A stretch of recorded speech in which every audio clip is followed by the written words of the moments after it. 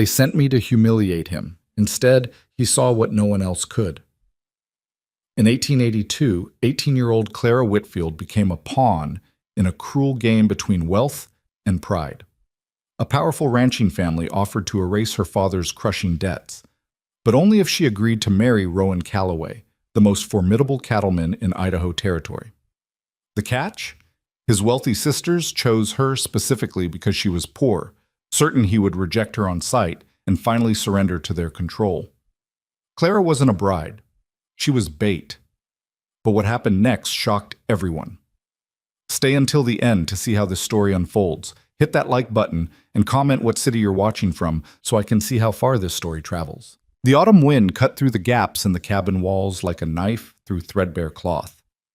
Clara Whitfield stood motionless in the doorway, watching her father's hands tremble as he read the letter for the third time. The paper shook so violently, the words seemed to dance in the fading afternoon light. She already knew what it said. She'd read it herself an hour ago, her eyes tracing each carefully crafted sentence with growing disbelief. But watching her father's face collapse under the weight of those words was somehow worse than reading them herself. Clara. His voice broke. Evan Whitfield had been a proud man once, a man who'd built this cabin with his own hands, who'd believed the Idaho Territory held promise for anyone willing to work hard enough. 5 years of drought and failed crops had carved that pride away like water through stone. Clara, I can't ask you to do this. But he was asking. The desperation in his eyes asked even as his mouth formed words of protest. Clara stepped inside and closed the door against the cold. The cabin's single room held everything they owned in the world. 2 narrow beds, a crooked table, 3 chairs with mismatched legs, and a wood stove that burned through their dwindling fuel supply with terrifying speed. Through the gaps in the floorboards, she could see the frozen ground beneath. "Read it to me again," she said quietly, out loud this time. Her father's shoulders sagged. He lowered himself into the least broken chair and spread the letter flat on the table, smoothing it with hands that had once been strong enough to pull stumps from hard ground. Now those hands looked like bird bones wrapped in weathered leather. "Dear Mr. Whitfield," he began, his voice barely above a whisper, "we are pleased to inform you that an arrangement has been proposed regarding the outstanding debts owed to the Calloway Cattle Company, the Idaho Territorial Bank, and McGregor's General Mercantile." Clara wrapped her arms around herself. She wore the only dress she owned, a faded blue cotton that had been mended so many times the original fabric was difficult to distinguish from the patches. Her mother had made it 4 years ago, back when there'd still been money for cloth, back before the fever took her. "The proposal comes from the family of Mr. Rowan Calloway," her father continued, "who has indicated a willingness to settle all debts in their entirety, a sum totaling $473, in exchange for a marital arrangement between Mr. Calloway and your daughter, Miss Clara Whitfield." $473. An impossible fortune, a crushing weight. The difference between survival and losing everything before the first snow. Should Miss Whitfield agree to this arrangement, her father's voice cracked again, she would be expected to travel to the Calloway Ranch to meet Mr. Calloway and finalize the engagement. Transportation will be provided. All debts will be cleared immediately upon her acceptance of the proposal. He couldn't continue. The letter fell from his hands and drifted to the scarred tabletop. Clara picked it up and read the final paragraph herself, silently this time. The words were signed by someone named Cordelia Calloway Preston and witnessed by 2 other women, Vivian Calloway Hartford and Lucinda Calloway Webb. Not Rowan Calloway himself, his sisters. That detail told her everything she needed to know. "They're trying to manipulate him," she said aloud. Her father looked up, confusion and shame warring across his weathered face. "What?" Clara moved to the window and stared out at the barren land that had broken them.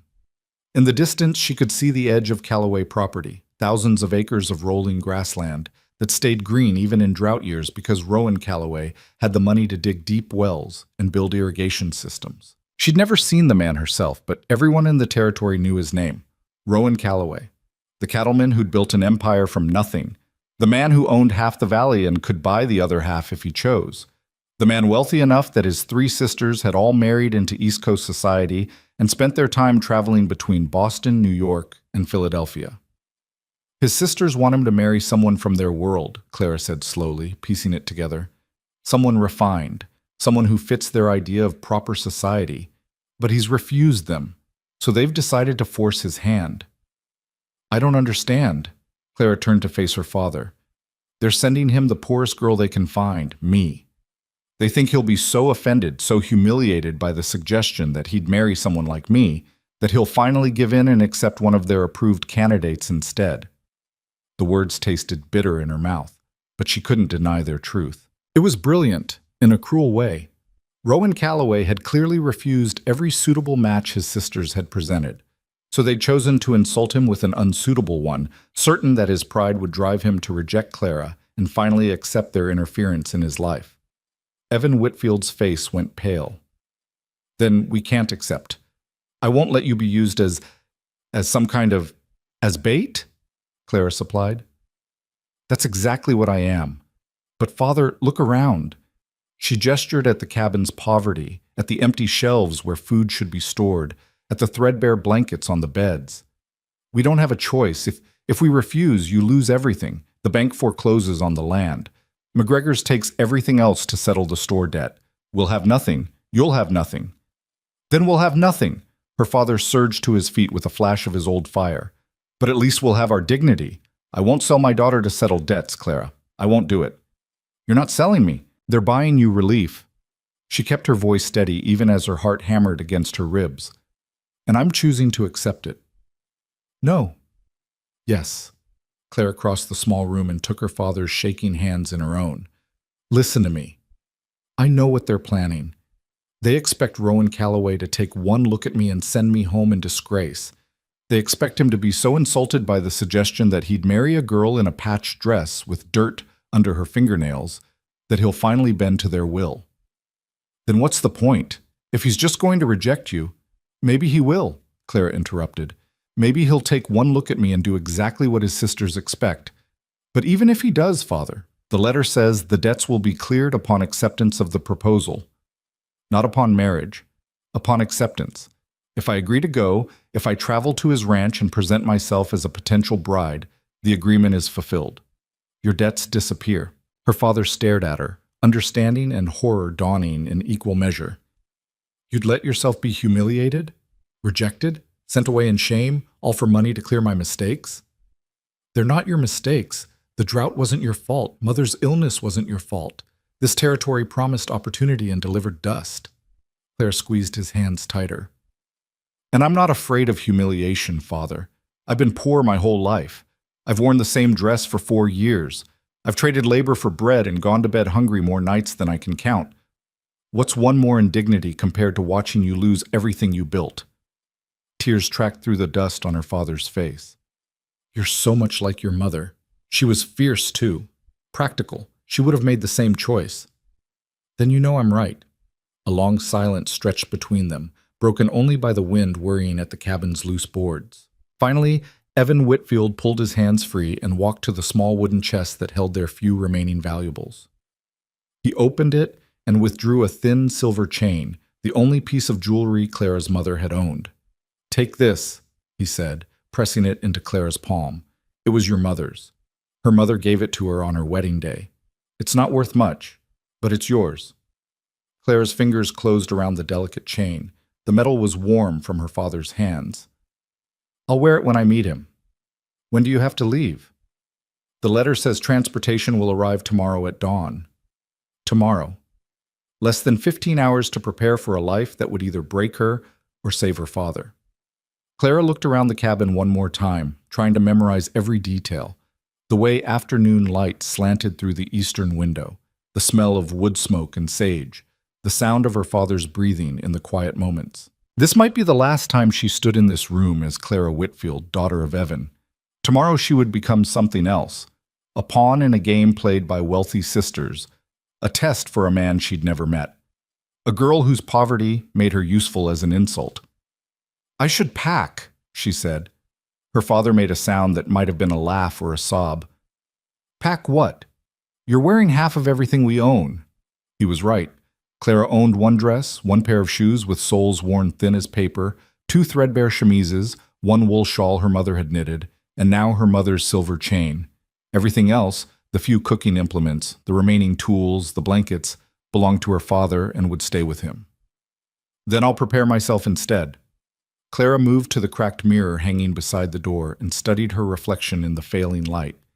18 years old, thin from too many missed meals, brown hair that hung past her shoulders in waves she could never quite tame, gray eyes that people said were pretty when they bothered to look past the poverty, high cheekbones that would have been aristocratic on someone born to different circumstances, hands calloused from work, nails cut short and practical. She didn't look like a bride. She looked like what she was, a girl who'd spent her life fighting hunger and cold and disappointment. Perfect. If Rowan Calloway's sisters wanted to use her poverty as a weapon against him, she wouldn't hide it. She'd wear it like armor. Let them see exactly what they'd chosen. Let him see it too. "Will you write to me?" her father asked from behind her. "When you get there? Especially if things don't work out the way they planned?" Clara turned and crossed the room to embrace him.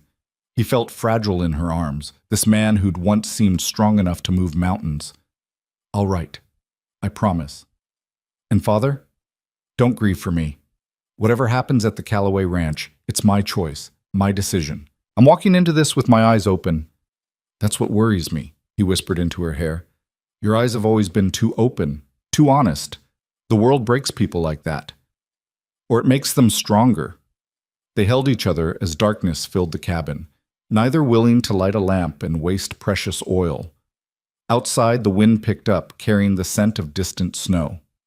Winter was coming early this year. If Clara hadn't agreed to this arrangement, they wouldn't have survived it. That night, sleep came in fragments. Clara lay on her narrow bed and watched shadows move across the ceiling, listening to her father's restless movements in the darkness. She thought about her mother, who'd faced her own impossible choices with grace and courage. She thought about all the girls throughout history who'd been bartered and traded like livestock, their lives shaped by men's decisions and women's desperation. But this was different. This was her choice. Dawn arrived with brutal clarity. Clara rose, washed her face and hands in icy water from the bucket, and braided her hair into a simple plait. She put on her dress, the same faded blue cotton she wore every day, and fastened her mother's silver chain around her neck. The metal settled against her collarbone like a talisman. Her father made coffee with the last of their supply, and they drank it in silence at the crooked table. The sun was just touching the eastern hills when they heard the sound of horses and wheels on the frozen road. Clara stood and wrapped her mother's shawl around her shoulders. She owned no coat. The shawl would have to be enough. "I love you," her father said, his voice breaking. "Whatever happens, never doubt that. You're the best thing your mother and I ever made." "I love you too." Clara kissed his weathered cheek and tasted salt. "Take care of yourself. Eat properly. Don't spend the money they're giving you on anything foolish." "The only foolish thing I ever spent money on was trying to farm this cursed land." "Then be wiser this time." The knock on the door was sharp and businesslike. Clara opened it to find a driver in neat livery standing beside a covered carriage. The vehicle was modest but well-maintained. A deliberate choice, she suspected. Not fancy enough to raise expectations, but respectable enough to avoid scandal.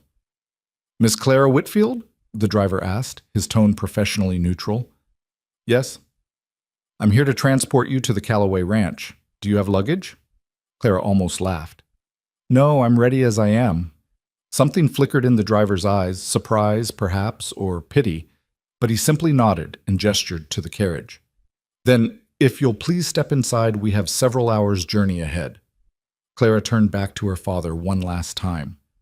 He stood in the doorway of the collapsing cabin, silhouetted against the dim interior, looking smaller than she'd ever seen him. She wanted to run back, to tell him she'd changed her mind, to choose poverty and dignity over this calculated humiliation.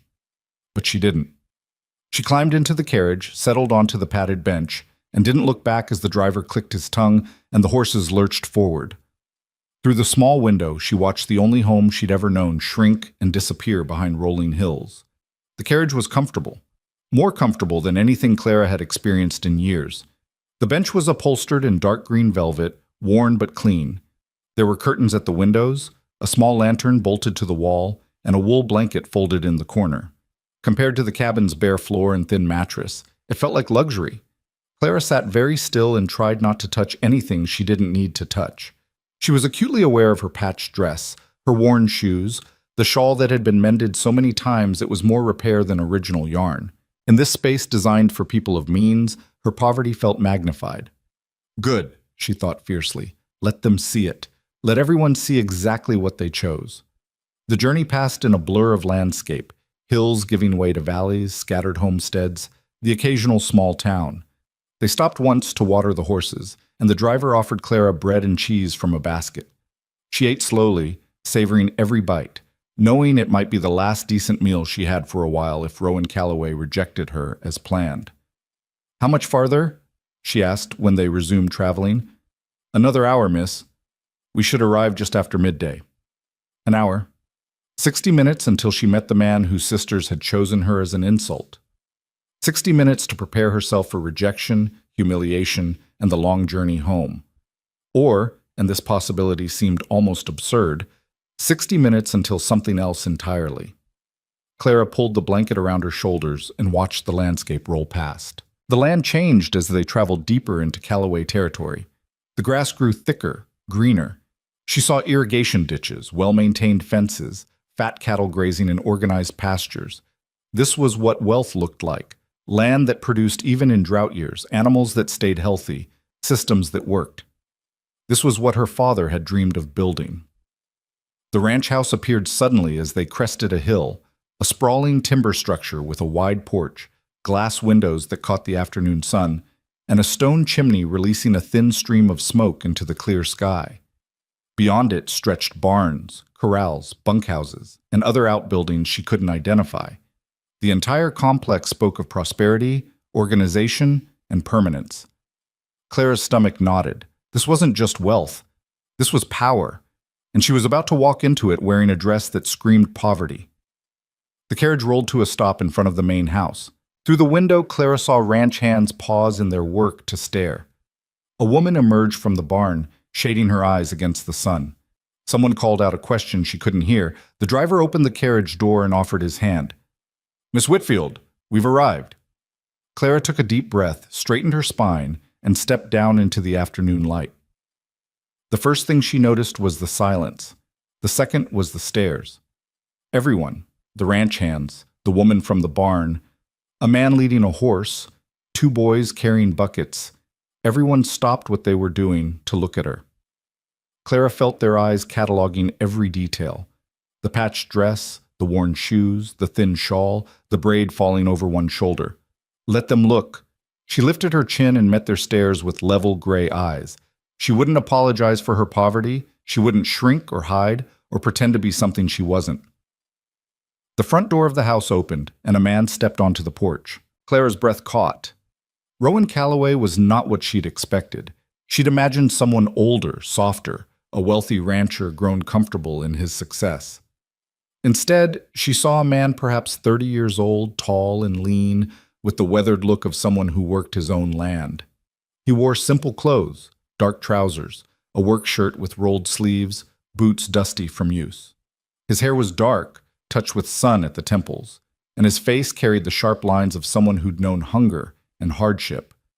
But it was his eyes that shocked her most. They were blue, pale blue, almost gray in the afternoon light. And they looked at her with an expression she couldn't immediately interpret. Not disgust, not disappointment. Something else entirely. Rowan Calloway descended the porch steps slowly, each movement deliberate and controlled. He didn't speak. He didn't smile. He simply walked toward her with those unsettling eyes fixed on her face, and Clara felt something shift in the air between them, some unspoken recognition that made her skin prickle with awareness. This was not a man who would be easily manipulated by his sisters. He stopped 3 feet away and studied her in silence. Clara stood her ground, refusing to drop her gaze or fidget with her shawl. Around them, the ranch hands had gone completely still, watching this encounter with obvious fascination. Finally, Rowan Calloway spoke. His voice was deeper than she'd expected, rough around the edges like wind over stone. "You're Clara Whitfield." It wasn't a question, but Clara answered anyway. "Yes." "You came." I did. Another long silence. Those pale eyes traveled over her face, her braid, her patched dress, and back to her eyes. Clara felt exposed and oddly defiant under that scrutiny. She didn't know what he was looking for, but she wouldn't pretend to be anything other than what she was. "You know why my sisters sent you," he said finally. Clara's heart hammered, but she kept her voice steady. "Yes, I know exactly why they sent me." "Do you?" It wasn't a question this time either. Something that might have been amusement flickered across his weathered face. "And what do you think their plan was?" "They think you'll reject me," Clara said bluntly. "They chose the poorest girl they could find and sent her to your door, certain you'd be so insulted by the suggestion that you'd marry someone like me that you'd finally accept one of their approved candidates instead." A ranch hand somewhere behind them made a choking sound. Rowan's expression didn't change, but something shifted in his eyes, a spark of what might have been respect or surprise, or both. "That's a remarkably clear-eyed assessment," he said. "I'm poor, Mr. Calloway. Not stupid." This time he definitely smiled, though it was barely more than a twitch at the corner of his mouth. "No, I can see that." He turned slightly, gesturing toward the house. "You must be tired from the journey. Come inside. We should talk." "Mr. Calloway," Clara hesitated, then forced herself to continue. "I should tell you something first. The letter said my father's debts would be cleared upon my acceptance of the proposal. I've accepted. I came here. If you want to send me away now, you can. The agreement is fulfilled either way." She watched understanding dawn across his face.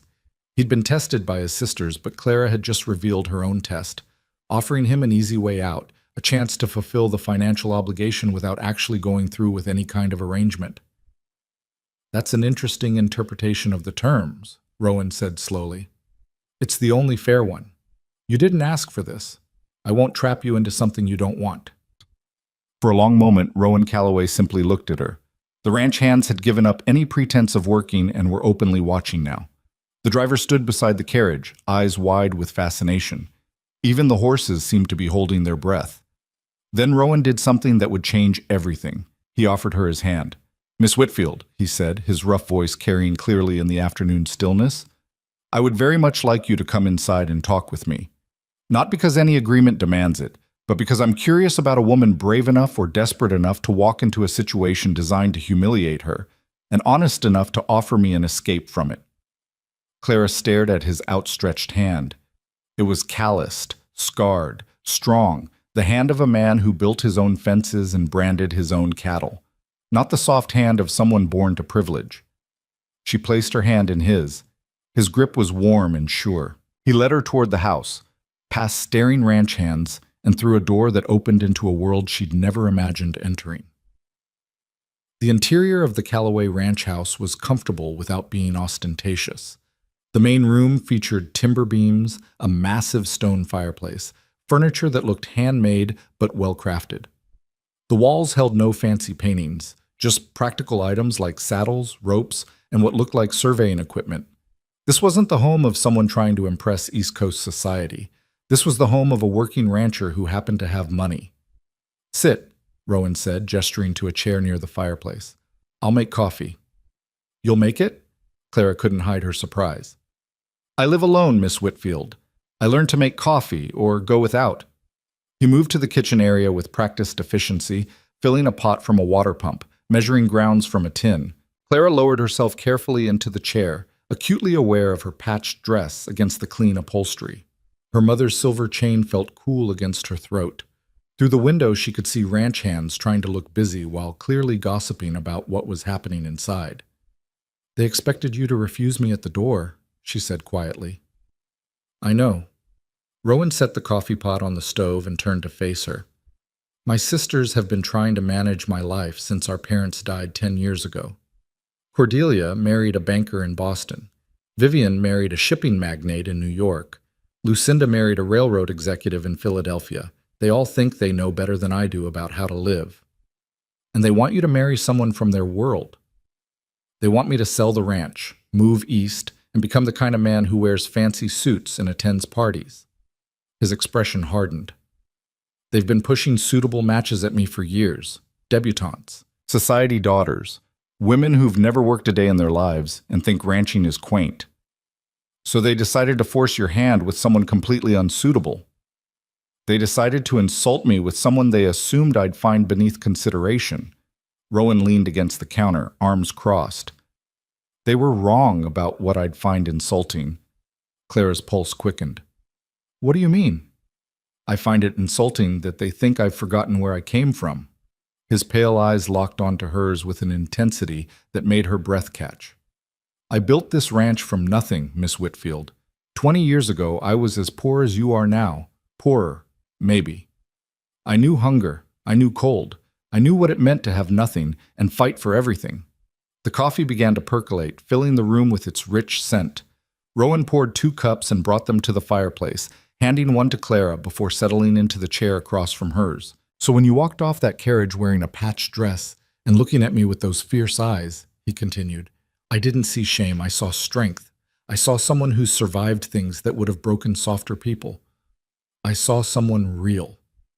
Clara wrapped her hands around the warm cup, not trusting herself to speak.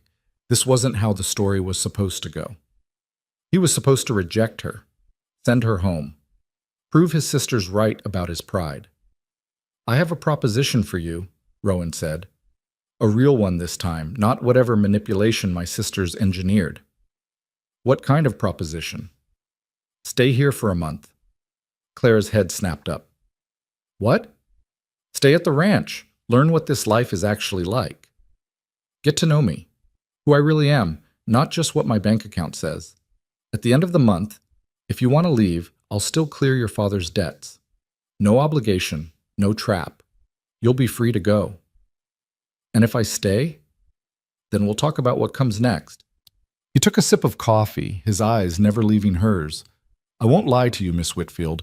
I'm looking for a partner, not a decoration, not someone to manage my social calendar or plan fancy parties. I need someone who understands work, who values fairness, who can handle difficulty without breaking. You're offering me a trial period. I'm offering both of us a chance to choose freely. No pressure from my sisters, no pressure from your father's debts, just 2 people deciding if they can build something together. He paused. You offered me an escape earlier. This is me returning the favor. You can walk away right now with your father's freedom secured, or you can stay and see if this could actually work. Clara's mind raced. This wasn't what she'd prepared for. She'd steeled herself for rejection, for the humiliation of being sent away, for the bitter satisfaction of knowing her father would be free even as she endured shame. She hadn't prepared for respect, for honesty, or for choice. Why? She asked. Why would you do this? You don't know anything about me. I know you walked into a situation designed to destroy you and faced it with your chin up. I know you're honest enough to tell me the truth about my sister's plan. I know you love your father enough to sacrifice your pride for his survival. Rowan set his cup down. That tells me more than I'd learned from a dozen fancy introductions and chaperoned conversations. And if we discover we don't suit, then you leave with my blessing and your father's debts cleared. I'll tell my sisters I rejected you, which will make them happy for about 5 minutes before they start pushing someone else at me. Nothing changes for me. Everything changes for you and your father. It was too generous, too fair. Clara searched his weathered face for signs of deception or hidden motives, but found only steady patience and something that looked like understanding.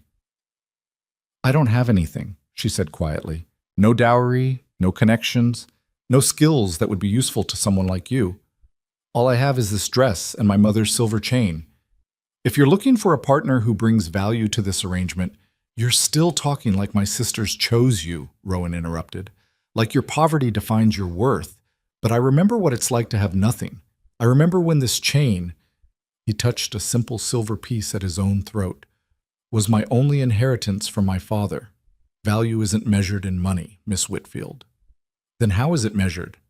In courage, in integrity, in the willingness to make hard choices and live with them. He stood and moved to the window, looking out at his land. I've had plenty of women presented to me who brought wealth and position. Not one of them looked me in the eye the way you do. Not one of them understood what it means to build something from dirt and determination. Clara rose on shaking legs and joined him at the window. Outside, the ranch sprawled in organized prosperity, the result of decades of work, planning, and refusal to give up. If I stay, she said carefully, people will talk. They'll say I'm taking advantage of you, gold digging, using my poverty to trap a wealthy man. People always talk. Let them. Your sisters will be furious. My sisters are already furious that I won't bend to their will. This won't change that. I've never lived anywhere like this. I don't know how to manage a house this size or direct servants or any of the things a rancher's wife would need to know. Rowan turned to face her fully, and Clara saw something in his expression that made her heart stutter, a warmth that hadn't been there before, a softening around his eyes that suggested he'd already made his decision about her, even if she hadn't made hers about him. Then you'll learn, he said simply, same way I learned to run a ranch, same way anyone learns anything, by doing it, making mistakes, and trying again. Clara looked down at her worn shoes, at the floorboards that were probably worth more than everything her father owned. She thought about the collapsing cabin, the empty food stores, the coming winter that would have killed them both without this intervention. She thought about her mother, who'd faced impossible choices with grace. She thought about her father, who'd sent her into this trap knowing it might break her. And she thought about the man standing beside her, this weathered, surprisingly gentle man who'd looked past patched fabric and seen something worth choosing. 1 month, she said. 1 month, Rowan agreed. And then I decide. Then you decide. Clara extended her hand the same way he'd done outside. Then I accept your proposition, Mr. Calloway. His grip was warm and sure and held the promise of something she didn't dare name yet, something that felt dangerously like hope. In that case, he said, you should probably call me Rowan. Outside, the sun slanted toward evening, painting the ranch in gold and amber light. Somewhere in the distance, cattle lowed. A ranch hand called out instructions. The smell of wood smoke and sage drifted through the open window. And Clara Whitfield, the poorest girl in the territory, sent to humiliate a man into submission, took the first step into a life that would either destroy her or remake her completely. She didn't know which yet, but for the first time in years, she had the freedom to find out. The room Rowan showed her to on the second floor was larger than the entire cabin she'd shared with her father. Clara stood in the doorway, unable to make herself cross the threshold into such unearned luxury. It's too much, she whispered. Rowan paused halfway down the hall, turned back. It's a bedroom. You'll need somewhere to sleep. I meant all of this. The room, the arrangement, She gestured helplessly at the space before her. I don't deserve any of it. Deserve. Rowan's expression hardened slightly. That word assumes value comes from birthright instead of character. The room is yours for the month, Clara. What you do with it is your choice. He disappeared down the hallway before she could respond, his boots echoing on the wooden floor. Clara stood alone in the doorway and studied the space that would be hers for the next 30 days. A real bed with a thick mattress and clean quilts. A washstand with a porcelain basin. A wardrobe that stood empty and waiting. A window that looked out over the eastern pastures where cattle grazed in the fading light. Everything was simple, practical, clean, nothing ostentatious but solid and well-made. Like everything else about Rowan Calloway, it spoke of a man who valued function over flash. Clara finally stepped inside and closed the door. In the privacy of her temporary room, she let herself feel the full weight of what she'd agreed to. 1 month, 30 days to learn a life completely foreign to everything she'd known. 30 days under the scrutiny of ranch hands who'd already cataloged her poverty. 30 days to prove to herself and to Rowan that she could be more than the girl his sisters had sent to humiliate him. She moved to the window and pressed her forehead against the cool glass. Somewhere out there, her father was probably sitting in their broken cabin, wondering if he'd made the right choice in letting her go, wondering if she was safe, wondering if she hated him for the debts that had brought them to this moment. Clara pulled out the small writing kit Rowan had pointed out on the desk and began a letter by lamplight. Dear Father, I've arrived safely. The ranch is everything the stories say and more. Mr. Calloway has offered me a month to decide if this arrangement suits us both. Your debts are cleared regardless of my choice. Please don't worry about me. I'm exactly where I chose to be. Your loving daughter, Clara. She kept it brief, factual, free of the emotions churning beneath her breastbone. Her father didn't need to know about the strange recognition that had passed between her and Rowan on the porch.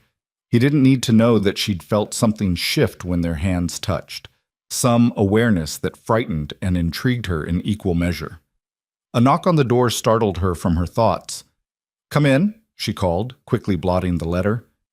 A woman entered carrying folded fabric over her arm. She was perhaps 40, with kind eyes and work-roughened hands. "Mr. Calloway asked me to bring these up. I'm Margaret. I keep house here and cook meals. You'll be wanting something fresh to wear, I expect." Clara stared at the simple dresses Margaret laid across the bed. Nothing fancy, but clean and whole, without a single patch or mend visible. "I can't accept these. They're not charity if that's what worries you. Mr. Calloway's sisters left them behind years ago when they moved east. Been sitting in storage ever since, doing nobody any good." Margaret smoothed one of the dresses with capable hands. "Besides, a month is a long time to wear the same clothes day after day." "I've worn the same dress for 4 years." "I know." Margaret's voice held no pity, just acknowledgement. "But you're here now, and things are different here. Might as well let them be different." After Margaret left, Clara stood over the dresses for a long time, before finally, carefully, running her fingers over the fabric. Cotton, not silk. Simple cuts, not fashionable, but clean and whole and offered without judgment. She changed into one before she could talk herself out of it, a deep green that brought out the gray of her eyes. When she looked in the small mirror above the washstand, she barely recognized herself. The girl looking back appeared almost respectable, almost like someone who belonged in this house. The thought both thrilled and terrified her. Dinner that first evening was an awkward affair. Clara descended the stairs in the borrowed green dress to find Rowan waiting in the main room, freshly washed and wearing a clean shirt.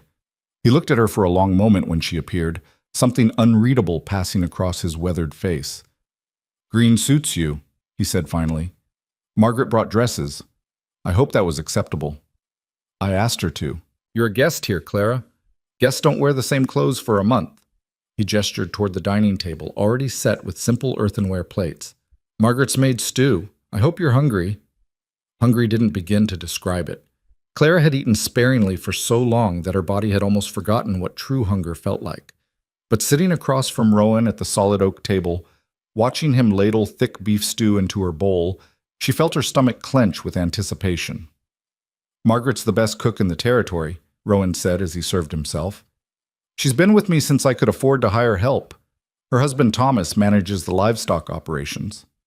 Clara picked up her spoon carefully, acutely aware of proper manners she'd rarely had occasion to practice. The stew was rich with vegetables and tender meat, seasoned with herbs she couldn't name. She forced herself to eat slowly despite wanting to devour every drop. "Tell me about your father," Rowan said between bites. "How did he end up in debt?" Clara set down her spoon. "The drought. 5 years of failed crops. He borrowed against future harvests that never came. Then my mother got sick 3 years ago. The medicine and the doctor's fees—" She stopped, swallowed hard. "He did everything he could. It just wasn't enough." "Your mother, how did she die?"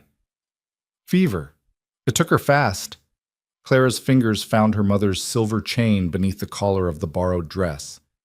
"She made me promise to take care of him, to be strong, to never let poverty make me small." Rowan nodded slowly. "My mother died in childbirth when I was 10. My father followed her a year later. Just gave up, I think. Lost the will to keep fighting. Left me and my sisters with nothing but this land and a mountain of debt from his failed mining ventures." "How did you survive?" "Stubbornness, mostly." A ghost of a smile crossed his face. "I was too angry to give up. Angry at my father for dying. Angry at the world for being unfair. I turned that anger into work. 16-hour days, building fences, breaking horses, learning everything I could about cattle. By the time I was 20, I'd paid off the debts. By 25, I'd bought out my neighbors' failing ranches. By 30, he gestured at the room around them. By 30, I'd built this." "And your sisters?" "They survived by marrying well. I can't blame them for that. They saw their path to security and took it. But they don't understand that some of us need to build our own security instead of borrowing someone else's." Clara understood that in her bones. "They think you should sell the ranch." They think I should join them in their comfortable Eastern lives, attend parties, make connections, become respectable. The word dripped with contempt. But I remember too well what it's like to have nothing. This ranch isn't just property to me. It's proof that a boy with nothing can become something. So when they sent me here, they thought my pride would force me to reject you. They thought I'd forgotten where I came from. Rowan leaned back in his chair, studying her across the table. But the truth is, I'd rather spend an evening with someone who understands hunger than a lifetime with someone who's never missed a meal. The words settled between them like a promise. Clara felt her pulse quicken under his steady gaze. "What do you expect from me this month?" she asked quietly. "What am I supposed to prove?" "Nothing. You're supposed to live, learn, decide if this life could suit you." He paused.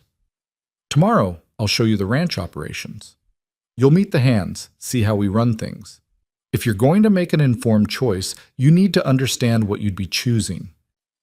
That night, Clara lay in the unfamiliar bed and listened to the sounds of the ranch settling around her. Horses in the distant barn, wind through the eaves, footsteps below as Rowan moved through the house, banking fires and checking locks. She'd expected to feel out of place, uncomfortable in such unaccustomed luxury. Instead, she felt something else entirely, a strange sense of rightness, as if some part of her had been waiting her whole life to arrive in this place. The thought should have frightened her. Instead, it felt like hope. Morning arrived with pale gold light streaming through the window. Clara woke to the sound of activity below, voices calling out, horses being led from the barn, the general bustle of a working ranch coming to life. She dressed quickly in one of the borrowed dresses, a practical brown cotton, and braided her hair before descending to find Margaret already busy in the kitchen. "Mr. Calloway's been up since before dawn," Margaret said, sliding a plate of eggs and bread across the counter. "Eat quick. He said to send you out to the main corral when you're ready." The food was simple but plentiful. Clara ate every bite, trying not to think about the meals she'd skipped back at the cabin, trying not to feel guilty for the comfort she was experiencing while her father remained in poverty. But the letter was already written, already stamped, and ready to post. And the debt was cleared. Whatever happened next, her father would survive the winter. She found Rowan in the main corral, working with a young horse that shied and danced at the end of a long lead rope. He moved with the animal patiently, voice low and steady, never forcing, always waiting for trust. "Morning," he called when he saw her at the fence. "Ever worked with horses?" "I can ride, basic farm work, nothing like that." Clara gestured at the half-wild creature that was slowly calming under Rowan's gentle persistence. "Come in. Let me show you something." Clara climbed the fence and dropped into the corral, acutely aware of the ranch hands who'd paused in their work to watch. Rowan handed her the lead rope. "Just hold steady. Let her come to you. Don't pull, don't force. Just be patient and calm." The horse tossed her head nervously, testing the tension on the rope. Clara held firm, but not tight, the way she'd seen Rowan do. Minutes passed. The horse took a tentative step closer, then another. "That's it," Rowan murmured beside her. "See how she's deciding to trust you? That's worth more than any amount of force or control." Clara understood he wasn't just talking about horses. When the mare finally closed the distance and pressed her soft nose against Clara's palm, something tight in her chest loosened slightly. "She's beautiful," Clara whispered. "She's yours if you stay." Clara's head snapped toward him. "What?" "Every good rancher needs a good horse. If you decide this life suits you, she's yours to train and ride." Rowan's pale eyes held hers steadily. "But you have to earn her trust first, same way you'd have to earn everyone else's trust here. The ranch hands don't trust me. Not yet. They know who you are and why you came. They're waiting to see if you're genuine or playing a game." He took the lead rope back and began walking the mare in a slow circle. "Show them you're willing to work. Show them you're not afraid to get your hands dirty. They'll come around." The next few days passed in a blur of new experiences. Rowan showed her every aspect of the ranch operations. The cattle rotations, the irrigation systems, the breeding records, the accounts.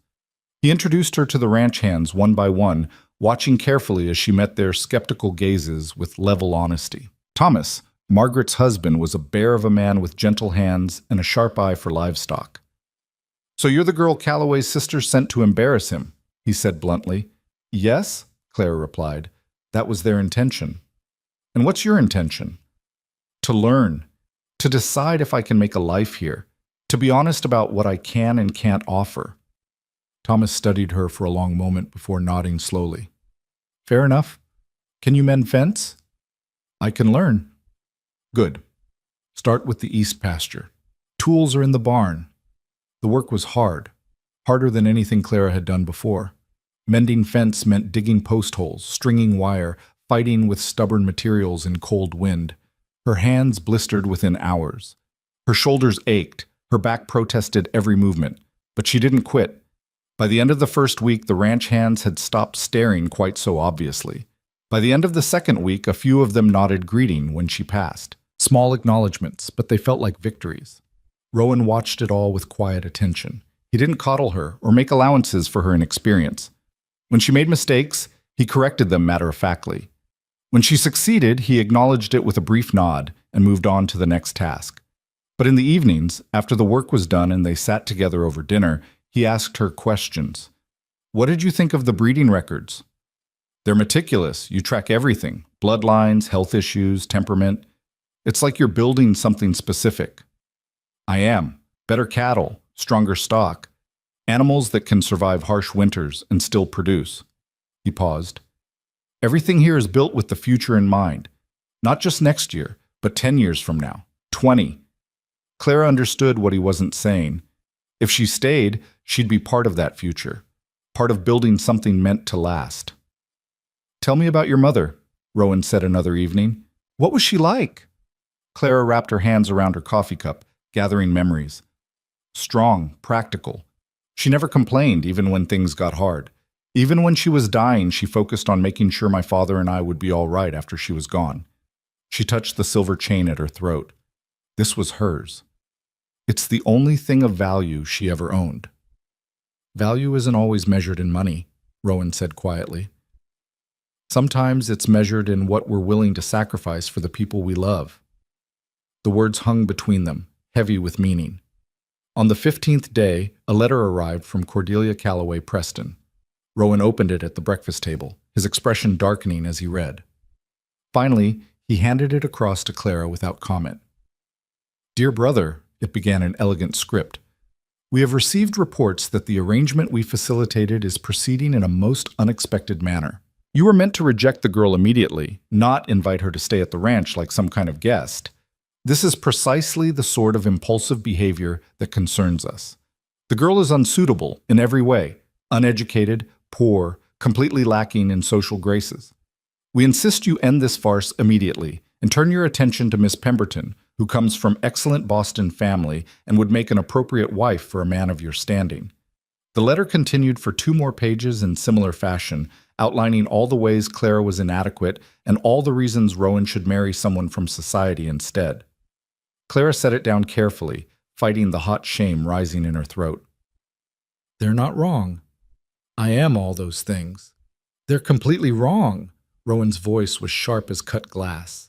You're not uneducated. You read and write better than half the men I know. You're poor because of circumstances beyond your control, not because of laziness or lack of character. And social graces, he made a dismissive gesture. I have no use for people who value proper fork placement over honest conversation. But they're your sisters.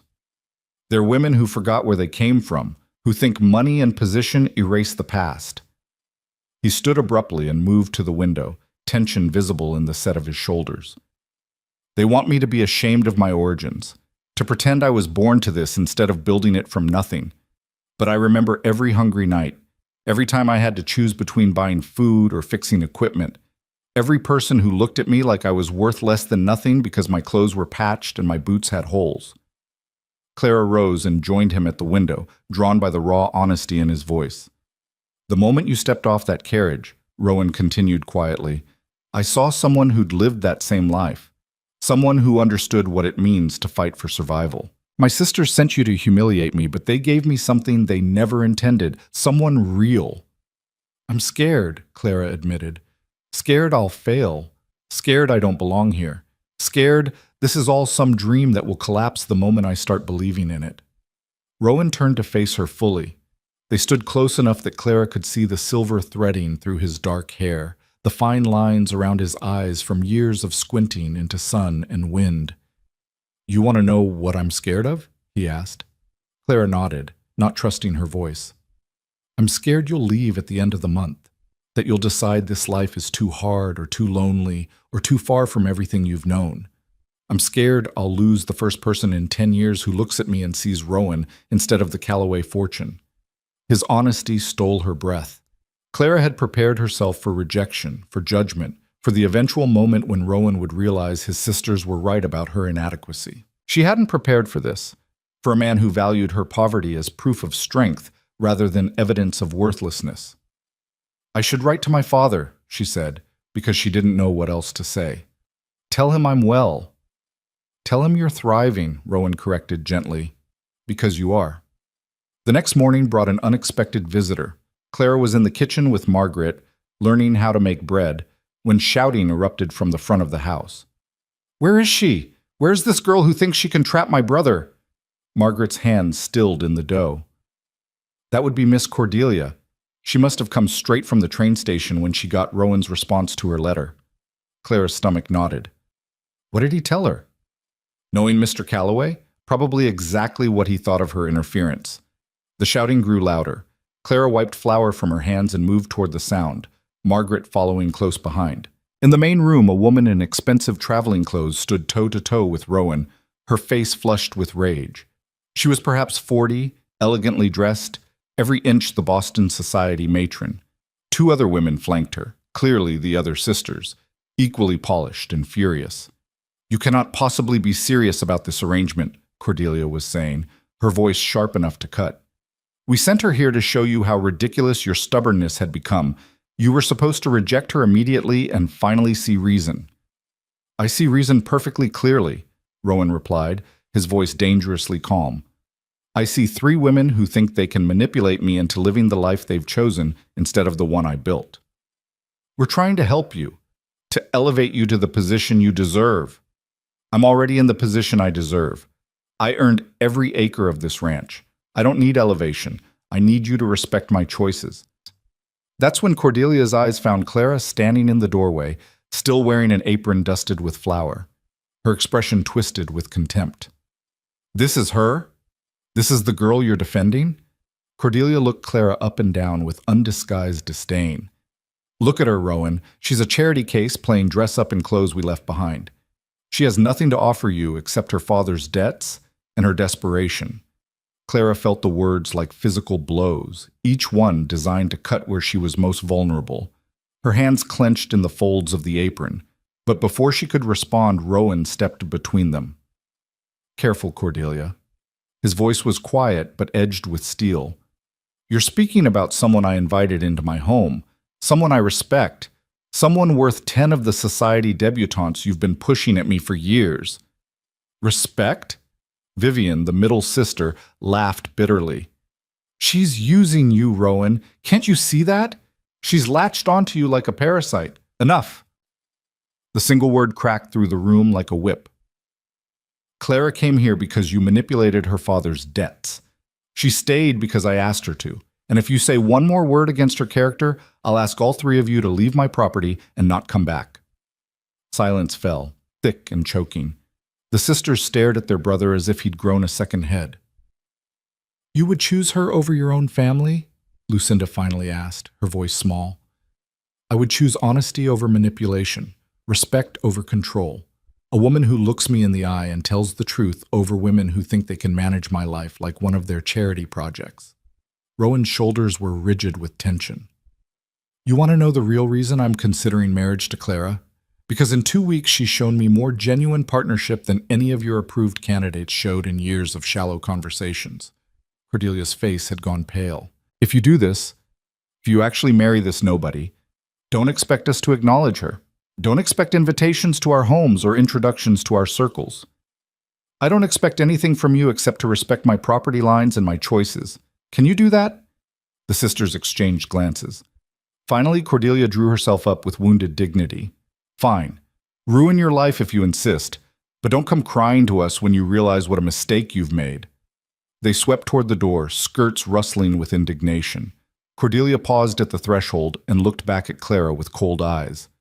You think you've won something, but you're nothing more than a moment's rebellion against people who actually love him. He'll tire of you eventually, tired of the poverty mindset, tired of explaining basic society to someone who'll never truly belong. And when he does, you'll have nothing except the memory of briefly pretending to be someone you're not. Then they were gone, leaving silence and the faint scent of expensive perfume in their wake. Clara stood frozen, Cordelia's words echoing in her head. You'll never truly belong. Nothing more than a moment's rebellion, a pretender. Don't! Rowan's voice cut through her spiraling thoughts. Don't let their poison take root. What if they're right? Clara heard herself ask. What if I am just, you're not? He crossed to her in 3 strides and took her shoulders in his strong hands. Listen to me, Clara. They don't get to define your worth. They don't get to tell you who you are or what you're capable of becoming. That's your choice. Only yours. They're your family. They're women who forgot that family means supporting each other, not controlling each other. His grip gentled, but didn't release. You've worked harder in 2 weeks than they've worked in their entire pampered lives. You've learned faster, adapted better, and shown more courage than anyone I've ever met. Their opinion doesn't change any of that. Clara looked up into his weathered face and saw absolute certainty there. He believed what he was saying. He actually believed she had value beyond her utility, beyond her desperation, beyond the debt that had brought her here. The realization cracked something open in her chest. Rowan? She whispered. I think I'm falling in love with you. The words escaped before she could stop them, raw and honest and terrifying. Rowan went very still, his pale eyes searching hers with an intensity that made her want to look away and lean closer simultaneously. Good, he said finally, because I've been falling in love with you since you offered me an escape from my own arrangement, since you stood in my hallway and told me the truth when a lie would have served you better. Then he kissed her. It was nothing like the chaste, formal kisses she'd imagined between proper couples. This was honest and hungry and real, a claiming and a promise all at once. Clara's hands fisted in his shirt, pulling him closer, and felt him smile against her mouth. When they finally broke apart, both breathing hard, Margaret was standing in the kitchen doorway with her arms crossed and a knowing smile on her face. About time, she said. I'll start preparing the guest rooms for when this place fills up with wedding guests. No guests, Rowan said firmly, not taking his eyes off Clara. Just us. Margaret and Thomas as witnesses. Simple ceremony, simple celebration. But your sisters aren't invited unless they can treat my future wife with respect, which means they probably aren't invited. Clara touched his face, tracing the line of his jaw with wondering fingers. Are you sure? Really sure? Because once we do this, there's no going back. Your sisters will never forgive you. Society will judge you. People will say, let them say whatever they want. I learned a long time ago that other people's opinions don't build fences or birth calves or turn failing land into thriving pasture. He caught her hand and pressed a kiss to her palm. I'm choosing you, Clara. Not to spite my sisters, not to make some point, but because you're the partner I've been waiting for without knowing it.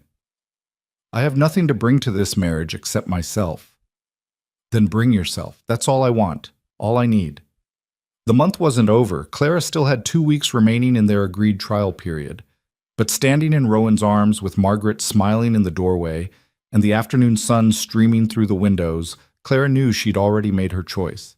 She was staying, not because of debt or desperation or lack of alternatives, but because for the first time in her life, someone had looked past her poverty and seen treasure. The decision to marry came naturally after that kiss, but the reality of what it meant settled over Clara in the following days like morning frost. Beautiful and slightly terrifying. She wrote to her father that evening, her hand shaking as she formed the words, Dear Father, I've decided to stay. Rowan has asked me to marry him, and I've said yes. Not because of debt or obligation, but because I've found something here I didn't know I was searching for. He sees me, Father, really sees me. The wedding will be simple, just us and a few witnesses. I wish you could be here, but the journey is too long and expensive. Know that I'm happy. Know that I chose this freely. Your daughter, Clara. She sealed the letter and gave it to Thomas to post the next morning, trying not to think about her father reading those words alone in the drafty cabin, trying not to feel guilty for the happiness blooming in her chest like spring flowers after winter. Rowan found her on the porch that evening, staring out at the sunset painting the hills in shades of amber and gold. "Regretting it already?"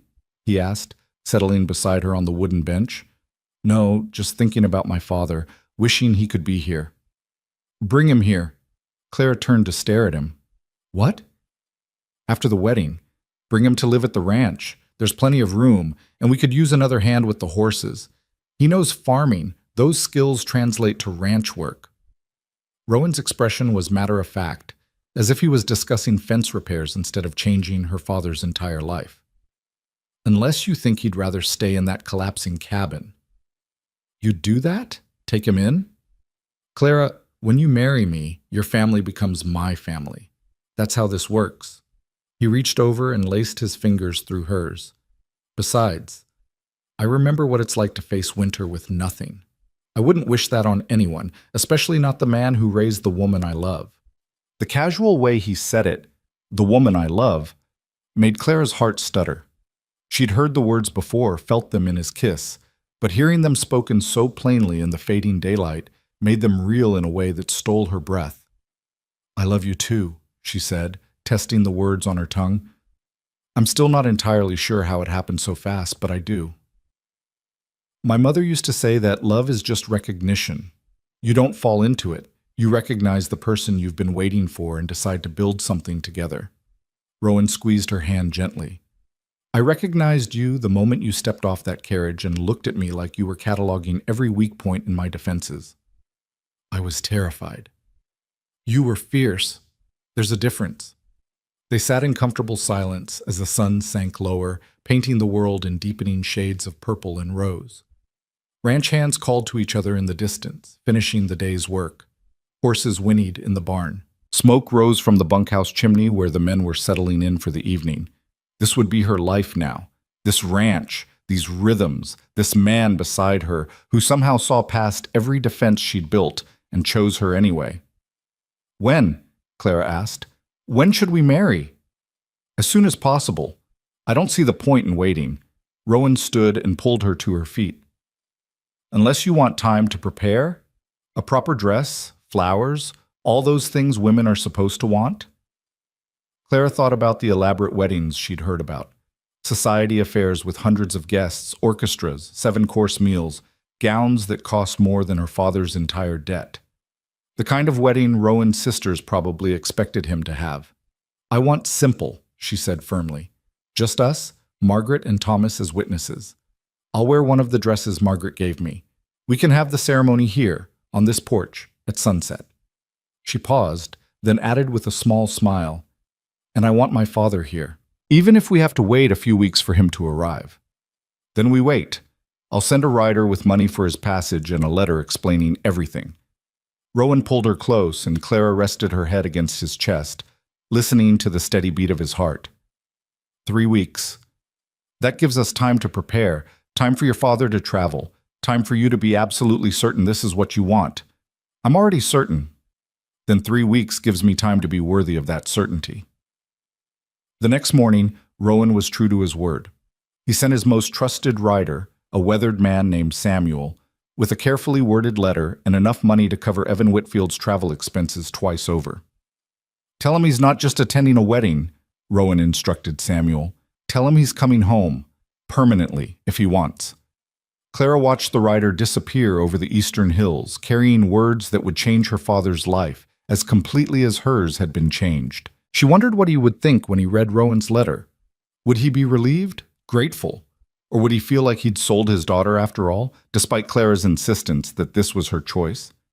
"Stop worrying," Margaret said, appearing at her elbow with a basket of mending. "Your father will be happy you found someone who treats you well.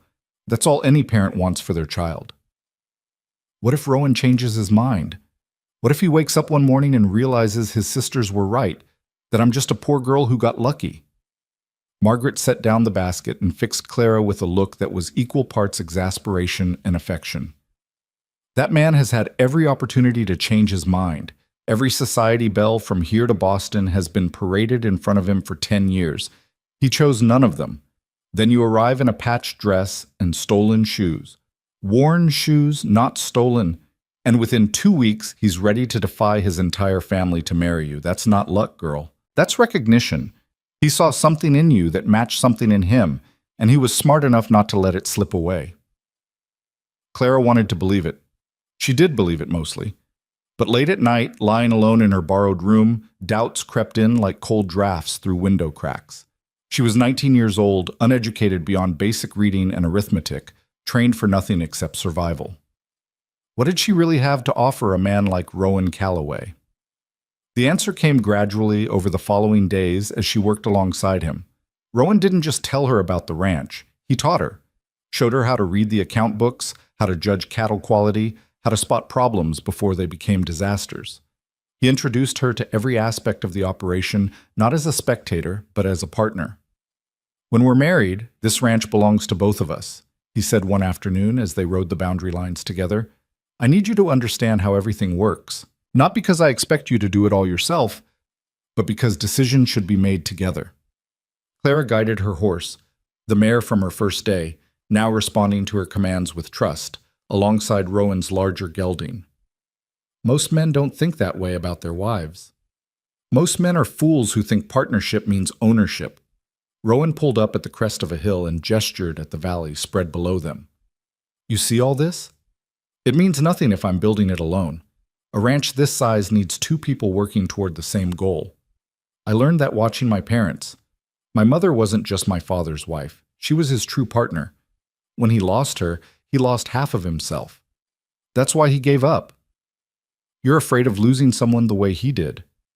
I'm afraid of building something beautiful and then watching it crumble because I was too stubborn or too proud to share the weight." He turned in the saddle to face her fully. "That's why I need you to learn everything. Not because I'm planning to die young, but because if something happens to me, you need to be able to keep this place running, to protect what we're building together." The conversation should have been morbid, but instead Clara felt honored by it. Rowan wasn't just offering her a home or security, he was offering her real responsibility, real partnership, the kind of marriage her own parents had shared before poverty and illness tore them apart. "Teach me," she said simply. "Teach me everything." So he did. Over the next 2 weeks, Clara absorbed knowledge like parched ground soaking up rain. She learned to spot signs of illness in cattle, to judge which pastures needed rotation, to read weather patterns in the behavior of birds and clouds. She learned how to negotiate with suppliers, how to manage the household accounts, how to balance compassion for struggling families with the hard reality of business. And she learned about Rowan himself, the man behind the weathered face and careful words. He told her about his childhood, scraping by on pride and determination, about the first cattle he'd bought with money earned from breaking horses for other ranchers, about the years of 16-hour days sleeping in the barn because he couldn't afford proper housing, eating 1 meal a day to save money for land purchases. "I was 23 when I finally built this house," he said one evening as they sat together after dinner. "Spent 6 months cutting timber and another 6 months raising the frame. Every nail I drove, I thought, this is mine. Nobody can take this from me. Nobody can tell me I don't deserve it because I earned every splinter and callus." "That's why your sisters can't understand," Clara said. "They married into their security. You built yours." "Exactly. And they think I should be grateful for their attempts to elevate me, but they don't understand that elevation isn't the goal. Independence is, proving that where you start doesn't determine where you end up." Clara understood that in her bones. She'd started in a collapsing cabin with nothing but her mother's silver chain and her father's impossible debt. Now she sat in a beautiful timber house, learning to manage a 70,000-acre ranch, engaged to a man who saw her poverty as proof of strength rather than evidence of worthlessness. If that wasn't proof that starting points didn't determine destinations, nothing was. The letter from her father arrived 12 days after Samuel departed. Clara tore it open with shaking hands and read the cramped handwriting she knew so well. "My dearest Clara, I confess I wept when I read your news. Not from sorrow, but from relief and joy I didn't know I still had capacity to feel." Mr. Calloway's letter was generous beyond measure. He offers not just attendance at your wedding, but a home and honest work. I am humbled and grateful. I will arrive by the 15th, weather permitting. Know that I am proud of you beyond words. You faced an impossible situation with courage and found something more precious than gold. Your mother would be so proud. Your loving father.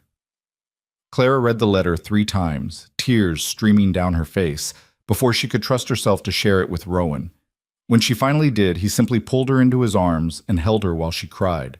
Ugly, gasping sobs of relief and happiness and residual fear that it might all still disappear. "He's coming," she managed between sobs. "He's really coming." "Of course he is. Did you think he'd miss his daughter's wedding?" I thought maybe he'd be ashamed that I'd trapped you or manipulated the situation or—" "Clara." Rowan pulled back enough to look at her tear-streaked face. "Your father knows you. He knows you're not capable of manipulation or deception. He knows you chose this freely because you told him so. Stop borrowing trouble that doesn't exist." She tried. She really did. But as the days until the wedding dwindled, 10 days, then 7, then 5, Clara felt the weight of anticipation growing heavier. Part of it was excitement, pure and simple. But part of it was fear that something would go wrong, that Rowan would wake up and realize his mistake, that his sisters would return with some legal maneuver to stop the marriage. Margaret finally cornered her in the kitchen 3 days before the wedding. "Enough," she said firmly. "You're making yourself sick with worry. I can see it in your face. You're not sleeping, barely eating. What's the worst thing you think could happen?" Rowan could change his mind. He won't. His sisters could convince him I'm using him. They tried that already. It didn't work. Something could go wrong. Something could always go wrong. Margaret's voice rose with exasperation. Life is full of things that could go wrong, but you don't avoid happiness because it might not last. You grab it with both hands and hold on tight while you have it. Clara stared at her hands, calloused now from ranch work, no longer the soft hands of a girl who'd done nothing but survive. These were hands that had mended fences, groomed horses, kneaded bread, balanced account books. Hands that had built something. "What if I'm not enough?" she whispered. "For who? For Rowan?" Margaret snorted. "That man looks at you like you hung the moon and stars personally. And what if you're not enough for the ranch hands? You've already proven yourself there. What if you're not enough for society?" She waved a dismissive hand. "Who cares? Rowan doesn't care about society. So who exactly are you worried about being enough for?" "Myself." The admission came out barely audible, but Margaret heard it. Her expression softened. "Ah, there it is. There it—" She pulled out a chair and sat across from Clara. "Let me tell you something. I came to this ranch 15 years ago as a cook. Just a cook. My husband Thomas was hired as a ranch hand. We had nothing but our skills and our willingness to work. Rowan could have treated us like servants. Most wealthy men would have. Instead, he made us partners, gave us a share of profits, respected our opinions, trusted us with real responsibility.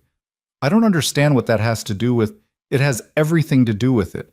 Rowan doesn't judge people by where they start. He judges them by what they do with the opportunities they're given. You've been given an opportunity to marry him, to help run this ranch, to build a life. The question isn't whether you're enough. The question is what you'll do with the opportunity." Clara let the words sink in. Margaret was right. She'd been so focused on measuring herself against some imaginary standard, Rowan's sister's expectations, society's requirements, her own insecurities, that she'd forgotten the simple truth. Rowan had chosen her, not despite her poverty or inexperience, but because of the strength those things had forged in her character. "I'm being foolish," Clara said. "You're being human. But yes, also a bit foolish." Margaret stood and squeezed Clara's shoulder. "Now stop worrying and help me plan this wedding. Simple doesn't mean unprepared." The next 2 days passed in a flurry of quiet activity. Margaret pressed Clara's best borrowed dress, a soft blue that matched her eyes. Thomas made sure every ranch hand knew they were invited to witness the ceremony and join the modest celebration afterward. Rowan rode out to check the boundary fences one last time, giving Clara space to prepare herself mentally and emotionally. And on the 14th, one day before the wedding, Evan Whitfield arrived. Clara was in the barn, grooming her mare, when she heard the commotion. Horses, voices calling out, the distinctive sound of a carriage rolling to a stop. She dropped the brush and ran. Her father stood in the main yard, looking thin and overwhelmed and utterly out of place in his patched coat and worn hat. But when he saw Clara racing toward him, his weathered face broke into a smile so wide it hurt to see. "Clara!" She crashed into him, nearly knocking them both over, and buried her face in his shoulder. He smelled like wood smoke and sage and home, and Clara felt something tight in her chest finally, completely release. "You came," she sobbed into his coat. "You actually came." "Did you think I'd miss this?" His voice was rough with emotion. "Did you think anything could keep me from seeing my daughter marry a good man?" "Father, Clara pulled back to look at his face. "I'm so sorry. Sorry you had to sell everything. Sorry I couldn't fix things myself. Sorry—" "Stop." Evan Whitfield cupped her face in his work-roughened hands. "You have nothing to apologize for. You saved us both, Clara. You walked into an impossible situation and found a way to turn it into something beautiful. That's not failure. That's courage." Movement behind them made Clara turn. Rowan stood on the porch, watching the reunion with an expression that was soft and slightly sad, as if he was remembering his own father, perhaps, and the reunion they'd never had. Clara took her father's hand and led him toward the house. "Father, this is Rowan Calloway. Rowan, my father, Evan Whitfield." The two men studied each other for a long moment. Clara held her breath, suddenly terrified that her father would see something in Rowan's face that would make him doubt, that he'd question whether this marriage was truly Clara's choice or just a prettier cage than the one poverty had built. Then Evan extended his hand. "Mr. Calloway, thank you for your generosity, for clearing my debts, for offering me work, for—" His voice cracked. "For seeing value in my daughter when others saw only poverty." Rowan shook his hand firmly. "I'm the one who should be thanking you, Mr. Whitfield. You raised an exceptional woman. Whatever hardships you faced, you taught her strength and honesty and courage. That's worth more than any fortune." "Please, call me Evan. We're to be family after all." "Then you should call me Rowan." He gestured toward the house. "Come inside. You must be exhausted from the journey. Margaret has prepared a room for you." Clara watched her father's eyes widen as he took in the house, the solid timber construction, the glass windows, the porch that wrapped around the entire front. She saw him trying to reconcile this prosperity with the desperate letter that had started this entire chain of events. "It's overwhelming, I know," she said quietly. "I felt the same way when I first arrived." "You belong here," her father said with absolute certainty. "I can see it in the way you stand, the way you move. You found your place, Clara. Your mother would be so happy." That evening, they sat together for dinner. Clara, Rowan, Evan, Margaret, and Thomas. It was informal, comfortable, nothing like the rigid society dinners Rowan's sisters probably expected. They ate Margaret's roasted chicken and vegetables, drank wine from Rowan's modest cellar, and talked about everything and nothing. Evan told stories about Clara's childhood, making everyone laugh with tales of her stubborn determination even as a small child. Rowan shared stories about building the ranch, the early struggles, the small victories that had accumulated into success. Margaret and Thomas added their own memories of the ranch's transformation over 15 years. And Clara sat in the middle of it all, surrounded by the people she loved most, and felt something she'd almost forgotten the shape of: peace. That night, after Evan had been shown to his room and the house had settled into quiet, Clara found Rowan on the porch again. Their spot, she'd started thinking of it. The place where they'd shared so many conversations, so many quiet moments of growing understanding. "Thank you," she said, settling beside him on the bench, "for bringing my father here, for treating him with such respect. He's a good man who faced impossible circumstances. I respect that." Rowan pulled her close, and Clara rested her head on his shoulder. "Besides, seeing you two together, seeing how much he loves you, it makes me understand why you agreed to come here in the first place. You'd do anything to protect the people you love. Wouldn't you?" "I would. I am." He pressed a kiss to her temple. "Tomorrow, we get married. Tomorrow, you become Clara Calloway. Tomorrow, your father becomes part of this ranch family. Tomorrow, everything changes." "I'm not scared anymore," Clara realized as she said it. I was terrified for weeks, but now I'm just ready. Ready to start building our life together. Good. Because I have plans for us, Clara Calloway, to be. Big plans. Tell me. Tomorrow, after the ceremony, after the celebration, after everyone else has gone to bed, I'll tell you everything I've been dreaming about, the future we're going to build together. They sat in comfortable silence, watching stars emerge in the darkening sky. In the bunkhouse, someone played a harmonica, a sweet, melancholy tune that drifted across the yard. Horses shuffled in the barn. The wind carried the scent of sage and distant rain. This was Clara's last night as Clara Whitfield. Tomorrow she would become someone new. Not because she was changing who she was, but because she was finally becoming who she was always meant to be. She thought about the girl who'd stepped off the carriage 3 weeks ago. Frightened, defensive, expecting rejection. That girl had been brave, but she'd also been small, made small by years of poverty and hardship and accepting that she deserved nothing better. The woman sitting on this porch now wasn't small. She was strong, capable, worthy of the love being offered to her. She'd learned to see value in herself not because someone told her she had it, but because she'd proven it through work and honesty and the courage to accept an impossible situation and transform it into something beautiful. "What are you thinking about?" Rowan asked. "How far I've come. Not in distance, in understanding. 3 weeks ago, I thought I was worth nothing more than my ability to settle my father's debts. Now I know I'm worth so much more." "You always were, Clara. I just helped you see it." "No, you saw it first, and then you waited patiently while I learned to see it too." She turned to face him in the darkness. "That's the real gift you've given me. Not the security or the home or the future, though I'm grateful for all of those. But you gave me back myself, the version of me that poverty and hardship had buried. You saw her and called her forward." Rowan cupped her face gently, his thumb brushing across her cheekbone. "Tomorrow," he said softly, "I'm going to stand on this porch and promise to love you for the rest of my life, to honor you, respect you, partner with you in everything we build. And it won't be because duty or arrangement or debt demands it. It'll be because loving you is the easiest, truest thing I've ever done." "Tomorrow," Clara echoed, "I'm going to promise the same things, and mean every word."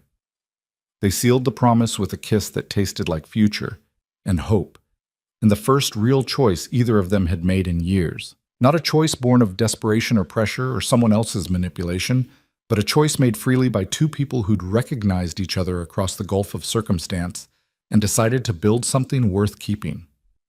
When they finally pulled apart, Clara was crying again, but these were tears of joy so pure it almost hurt. "Tomorrow," she whispered one more time. "Tomorrow," Rowan agreed, "the beginning of everything." The morning of the wedding dawned clear and cold, with frost painting delicate patterns across the windows. Clara woke before sunrise, too restless to sleep, and stood at her window watching the world transform from darkness to pale gold. Today she would marry Rowan Calloway. The thought should have terrified her, but instead she felt calm settle over her shoulders like her mother's shawl. This was right. This was the life she was meant to step into. A soft knock on her door interrupted her thoughts. "Clara, you awake?" Her father's voice. Clara crossed the room and opened the door to find Evan already dressed, holding a small wrapped package in his weathered hands. "Couldn't sleep either," he admitted with a sheepish smile. "Thought you might want company." Clara pulled him inside and they sat together on the bed, the way they used to in the cabin when winter nights grew too cold to bear alone. "I brought you something," Evan said, pressing the package into her hands. "It's not much, but, well, open it." Clara unwrapped the brown paper carefully to reveal a length of cream-colored lace, delicate and intricate. Her breath caught. "Where did you get this?" "It was your mother's," Evan said quietly. "From her own wedding dress. I'd saved it all these years, thinking maybe someday—" His voice broke. "She'd want you to have it. To wear something of hers when you marry." Clara held the lace to her chest, feeling the weight of her mother's memory in the delicate threads. "Father, this is— I don't know what to say. Say you'll wear it. Say you'll think of her today and know she'd be proud." Evan took Clara's free hand in both of his. "I need you to understand something, Clara. What happened with the debts, with you coming here. I know you think you sacrificed yourself for me, but the truth is, you saved both of us. I was drowning in that cabin, drowning in failure and shame and the memory of your mother. I'd given up, but you never gave up. You walked into this impossible situation and turned it into something beautiful. That's all your mother ever wanted for you. To be strong enough to make your own choices and brave enough to live with them. I was so scared you'd think I'd abandoned you. Abandoned me? Evan laughed, though it came out thick with emotion. Clara, you freed me. Rowan's offer of work here, it's not charity. It's a chance to rebuild, to be useful again, to be part of something instead of just surviving alone. He squeezed her hand tighter. You didn't abandon me. You showed me there was still a future worth reaching for. They held each other as morning light strengthened outside the window, father and daughter, survivors both. When they finally pulled apart, Clara saw that Evan's eyes were as wet as her own. Help me get ready, she asked. Nothing would make me prouder. Margaret arrived an hour later, shooing Evan out with gentle firmness and carrying the blue dress she'd pressed to perfection. Together, she and Clara worked in comfortable silence, transforming a poor girl into a bride. The dress fit perfectly, the soft blue fabric falling in simple lines that suited Clara's slender frame. Margaret pinned the lace from Clara's mother into her braided hair, creating a delicate crown that caught the light. She fastened Clara's silver chain around her throat, the only jewelry Clara owned and the only jewelry she needed. There, Margaret said, stepping back to examine her work. You look beautiful, not fancy, not trying to be something you're not, just beautiful in the way that matters. Clara studied herself in the mirror and saw someone she barely recognized. The frightened girl in the patched dress had vanished. In her place stood a woman ready to build a life, make a partnership, become someone new without losing who she'd always been. I'm ready, she said. Then let's not keep that man waiting any longer. He's been pacing the porch for an hour. The ceremony was planned for late afternoon, when the sun would paint everything in that particular golden light that made the whole world seem magical. Clara descended the stairs to find her father waiting at the bottom, dressed in clothes Rowan had quietly provided. Simple, but well made, allowing Evan to stand with dignity instead of apologizing for his poverty. You look so much like your mother, Evan whispered when Clara reached him. She wore that same expression on our wedding day, fierce and tender at the same time, brave enough to face anything. Clara took his arm, and together they walked toward the front door. Through the window, she could see ranch hands gathered in the yard, dressed in their cleanest clothes. Thomas stood near the porch steps, grinning. Margaret had positioned herself strategically to witness everything. And there, on the porch where they'd shared so many conversations, stood Rowan. He'd dressed simply. Dark trousers, a white shirt, a vest Clara had never seen him wear before. His hair was neatly combed and he'd shaved, though the weathered lines of his face remained unchanged. But it was his expression that stole Clara's breath. He looked at her like she was the answer to every question he'd never known how to ask. The door opened. Evan led Clara out into the afternoon light. The walk from the door to the porch steps felt both endless and impossibly brief. Clara was aware of everything, the crunch of frost-stiff grass under her shoes, the late autumn wind carrying the scent of sage and wood smoke, the faces of ranch hands who'd gone from skeptical to accepting over the past 3 weeks. But mostly, she was aware of Rowan, watching her approach with an expression that made her heart race. When they reached the steps, Evan stopped and turned to Clara. Your mother and I loved you from the moment we knew you existed. Everything we did, every choice we made, was to give you the best life we could. I know she's watching today, and I know she's happy. Be happy, Clara. That's all we ever wanted for you. He kissed her forehead, then placed her hand in Rowan's with a solemnity that made the moment feel sacred. Rowan's grip was warm and steady. He helped Clara up the steps to the porch, and they turned to face each other in the golden light. There was no official officiant. Frontier weddings often made do with witnesses and spoken vows. Thomas stepped forward, clearing his throat importantly. Well, I'm not much for fancy speeches, he began, but I've known Rowan Calloway for 15 years. Watched him build this ranch from dirt and determination. Watched him refuse every match his sisters pushed at him because he was waiting for something real, something true. He looked at Clara with surprising gentleness.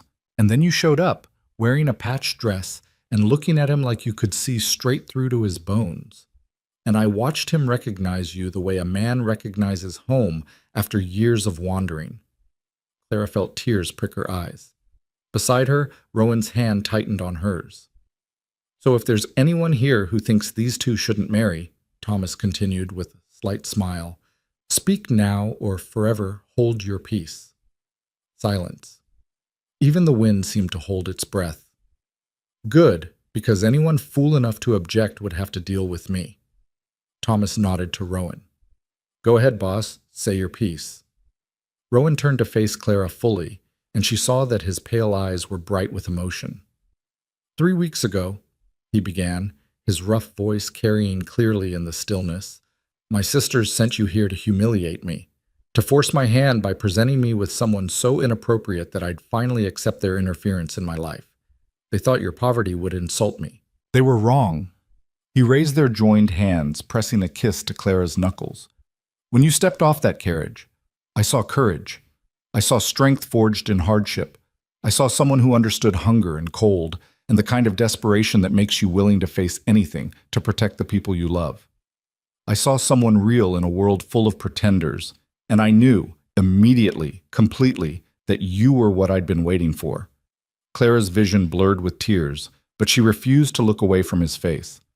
I promise to honor you, Rowan continued, to respect your voice in every decision we make, to build this ranch with you, not just for you, to never let prosperity make me forget what we both know about survival and sacrifice, to love you not despite where you came from, but because of the person that journey made you. I promise to see you, really see you, every single day for the rest of our lives. The words hung in the air like a blessing. Clara took a shaking breath, trying to gather her scattered thoughts into something coherent. I came here expecting rejection, she said, her voice surprisingly steady. I came because my father needed saving, and I was the only tool available. I expected you to look at me and see exactly what your sisters intended, a poor girl so far beneath you that the insult would be impossible to ignore. She smiled through her tears. But you didn't see that. You saw me, the real me, underneath the poverty and fear and defensive pride. You offered me a choice when I expected only shame. You gave me respect when I expected only pity. You showed me that value isn't measured in money or position, but in courage and honesty and the willingness to build something worth keeping. Clara's free hand found the lace in her hair, her mother's lace, connecting her to the past even as she stepped into the future. I promise to be your partner in everything, to learn and grow, and never stop trying to be worthy of the faith you've placed in me, to work beside you in building this ranch and this life, to remember where I came from while reaching for where we're going together, to love you not because you saved me, but because you saw me and chose me anyway. I promise to be brave enough to accept happiness when it's offered and strong enough to fight for it when it's threatened. Rowan's eyes were suspiciously bright. Margaret was openly weeping. Thomas cleared his throat roughly and blinked several times. Well then, Thomas managed, I'd say that's about as clear as vows get. By the authority of common sense and witnessed promises, I declare you married. Rowan, kiss your wife before we all start bawling like babies. Rowan pulled Clara close and kissed her with a tenderness that made her knees weak. Around them, ranch hands erupted in cheers and applause. Her father was crying openly. Margaret was dabbing her eyes with her apron, and Clara felt something slot into place in her chest, some final piece of herself she hadn't known was missing. She was Clara Calloway now, wife, partner, co-owner of 70,000 acres of Idaho territory, no longer defined by what she lacked, but by what she'd chosen to build. The celebration that followed was simple but joyful. Margaret had prepared a feast from the ranch's stores, roasted beef, vegetables from the root cellar, fresh bread, and a modest cake she'd somehow managed to create in secret. Tables had been set up in the yard, and as the sun sank lower, lanterns were lit against the gathering darkness. Clara sat beside Rowan at the head table, watching ranch hands laugh and eat and celebrate. Her father sat nearby, deep in conversation with Thomas about horse breeding. Margaret moved between tables, making sure everyone had enough to eat. And through it all, Rowan's hand remained in hers, a constant warm presence that anchored her to this new reality. Happy? he asked quietly, leaning close so only she could hear. Terrified and happy, Clara admitted. Is that normal? I think it's honest, Rowan smiled. I'm terrified too. Terrified I'll fail you somehow. Terrified I won't be able to give you everything you deserve. I don't need everything. I just need this, you, this ranch, the chance to build something together. Then that's what we'll do. As the evening deepened, someone produced a fiddle and music filled the yard. Ranch hands danced with surprising grace, their rough workday personas giving way to something lighter. Evan was coaxed into dancing with Margaret, both of them laughing like young people instead of survivors who'd earned every line on their weathered faces. Rowan stood and offered Clara his hand. Dance with me, Mrs. Calloway. The name sent a thrill through her. She let him lead her to the makeshift dance floor, acutely aware that everyone was watching. But when Rowan pulled her close and they began to move to the fiddle's sweet melody, the watching eyes faded away. There was only the music, the starlight, and the man who'd chosen to see treasure where others saw poverty. I have something to tell you, Rowan said as they swayed together. Something I've been waiting until after the ceremony to share. Tell me now. Your father's debt, the $473 my sisters used to manipulate you. I never actually paid it. Clara stumbled, but Rowan held her steady. What? I told the bank and the mercantile that the debt was forgiven, not paid. I used my influence to have it erased completely from the records. The money I sent with Samuel for your father's travel expenses. That was his. A gift, not repayment. But why? Because I didn't want our marriage to start with you thinking I'd bought you, even indirectly. Rowan's expression was serious in the lantern light. The debt is gone because I made it gone, not because I paid it. You didn't trade yourself for $400. You chose me freely, without obligation. Clara felt something crack open in her chest, some last remaining fear that she'd sold herself after all, that this marriage was really just a prettier form of transaction. But Rowan had removed even that shadow, making sure she understood that her choice had been completely free. You manipulated the situation just as much as your sisters did, she said, but there was no accusation in her voice, only wonder. I gave you freedom to choose. They tried to take it away. There's a difference. He pulled her closer. Every moment from when you stepped off that carriage to now has been your choice, Clara. I need you to believe that. I do believe it. I chose you. I chose this life, and I'd choose it again every single day. They danced until the music wound down and the ranch hands began drifting toward the bunkhouse, calling out congratulations as they went. Evan embraced Clara one final time, whispering his love and pride before Thomas led him toward the guest quarters. Margaret hugged them both, her eyes still wet with happy tears. And then finally, Clara and Rowan were alone on the porch. Their porch. The place where this had all begun 3 weeks ago with a desperate girl and a man who'd learned to recognize value in unexpected places. Ready? Rowan asked, gesturing toward the house. Clara thought about the room upstairs, no longer a guest room, but their room, the place where they'd begin building their life together in earnest. She thought about the ranch spreading around them in the darkness, 70,000 acres of possibility and responsibility. She thought about her father, safe and employed and no longer drowning in debt and shame. She thought about the girl she'd been and the woman she'd become. Ready, she said. Rowan led her inside and up the stairs to the master bedroom she'd never seen. It was larger than the guest room, but similarly simple. Good furniture, clean lines, nothing ostentatious. A fire burned in the small hearth, casting warm light across the space. Someone, probably Margaret, had placed fresh flowers on the nightstand. This is ours now, Rowan said, closing the door behind them. Everything here, the room, the ranch, the life we're building, it's ours together. Clara moved to the window and looked out at the moonlit landscape. Somewhere out there, cattle grazed peacefully. Horses dozed in the barn.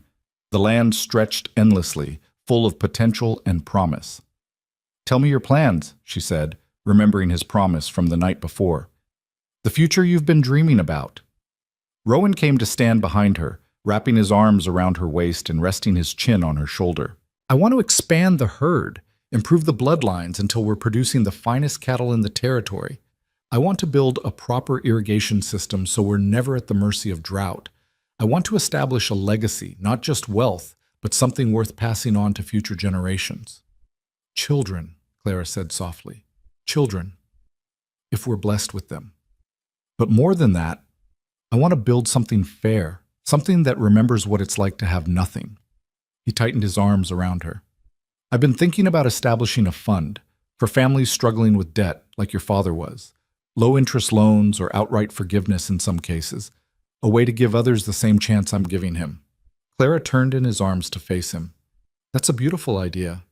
It's your idea, really. Watching you with your father, understanding what that debt meant, it made me realize I could use this ranch for more than just building wealth. We could use it to actually help people, to give them the dignity of work and fair treatment instead of grinding them down with impossible terms.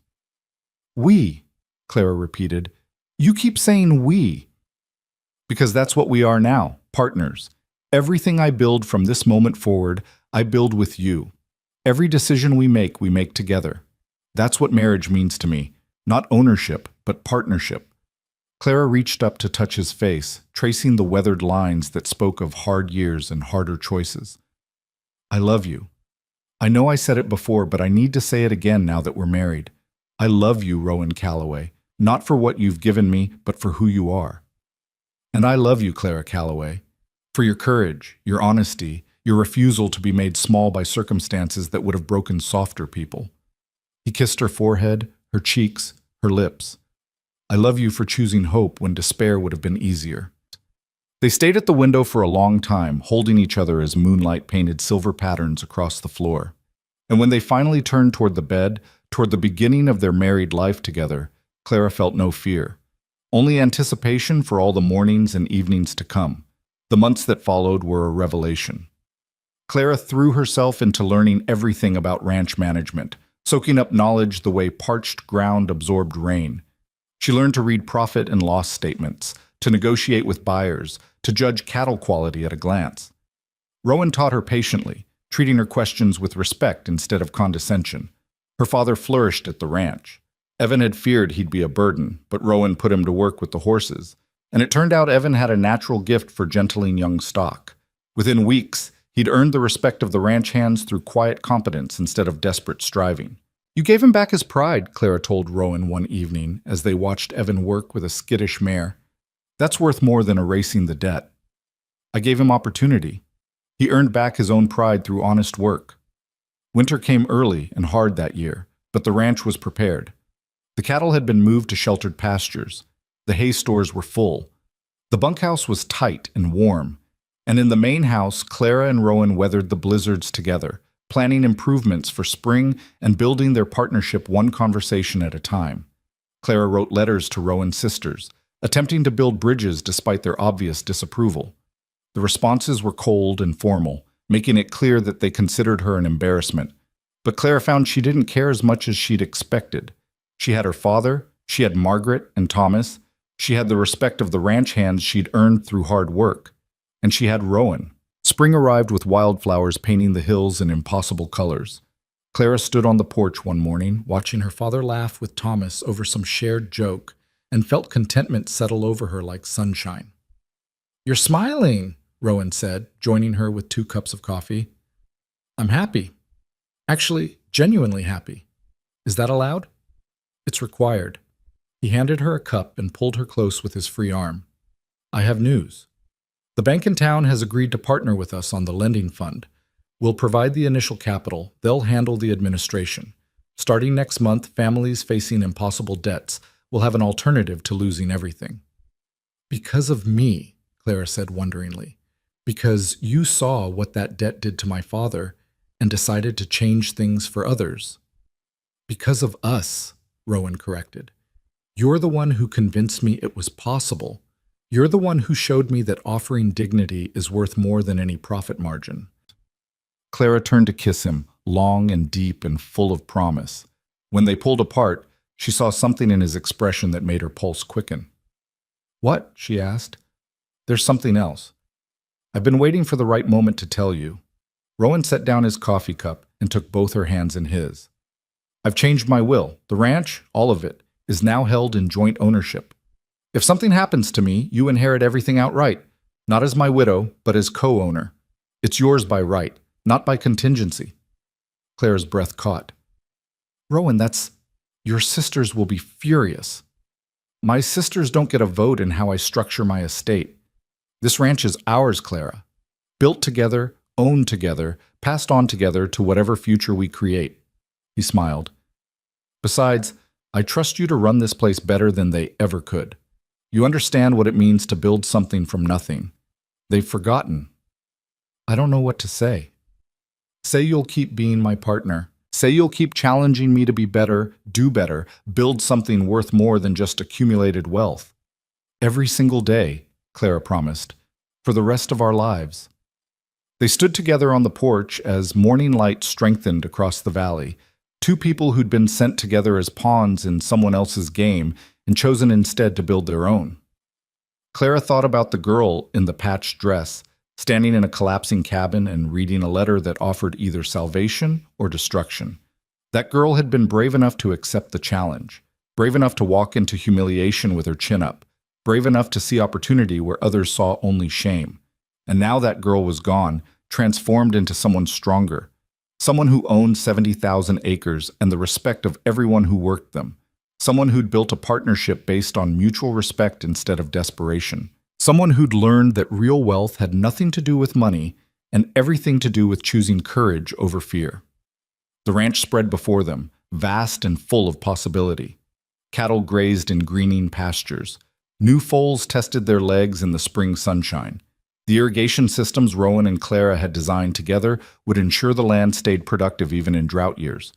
And in the main house, the account showed not just profit but purpose.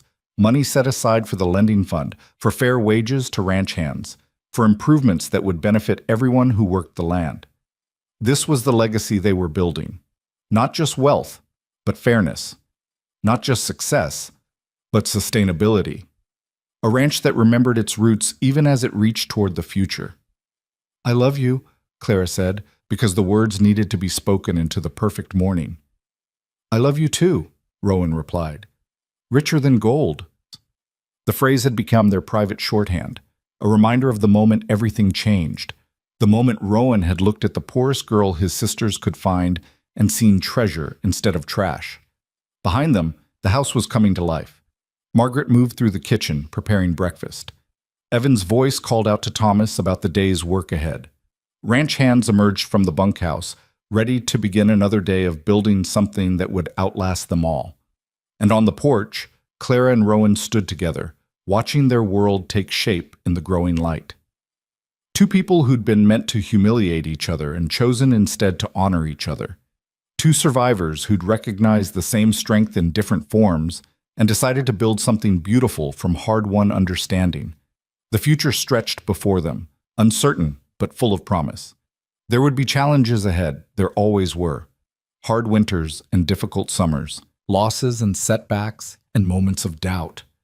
But they would face it all together, as partners, building their legacy one choice at a time. And that legacy would be measured not in acres owned or cattle raised, but in lives changed and dignity restored and the simple revolutionary act of seeing value where others saw nothing. Richer than gold, indeed. The years that followed proved that what they'd built together was stronger than either of them could have created alone. Spring turned to summer, turned to autumn, turned to winter, and with each passing season, the ranch grew more prosperous, and the partnership between Clara and Rowan deepened into something that felt as essential as breathing. By the second year of their marriage, the lending fund had helped 12 families avoid foreclosure.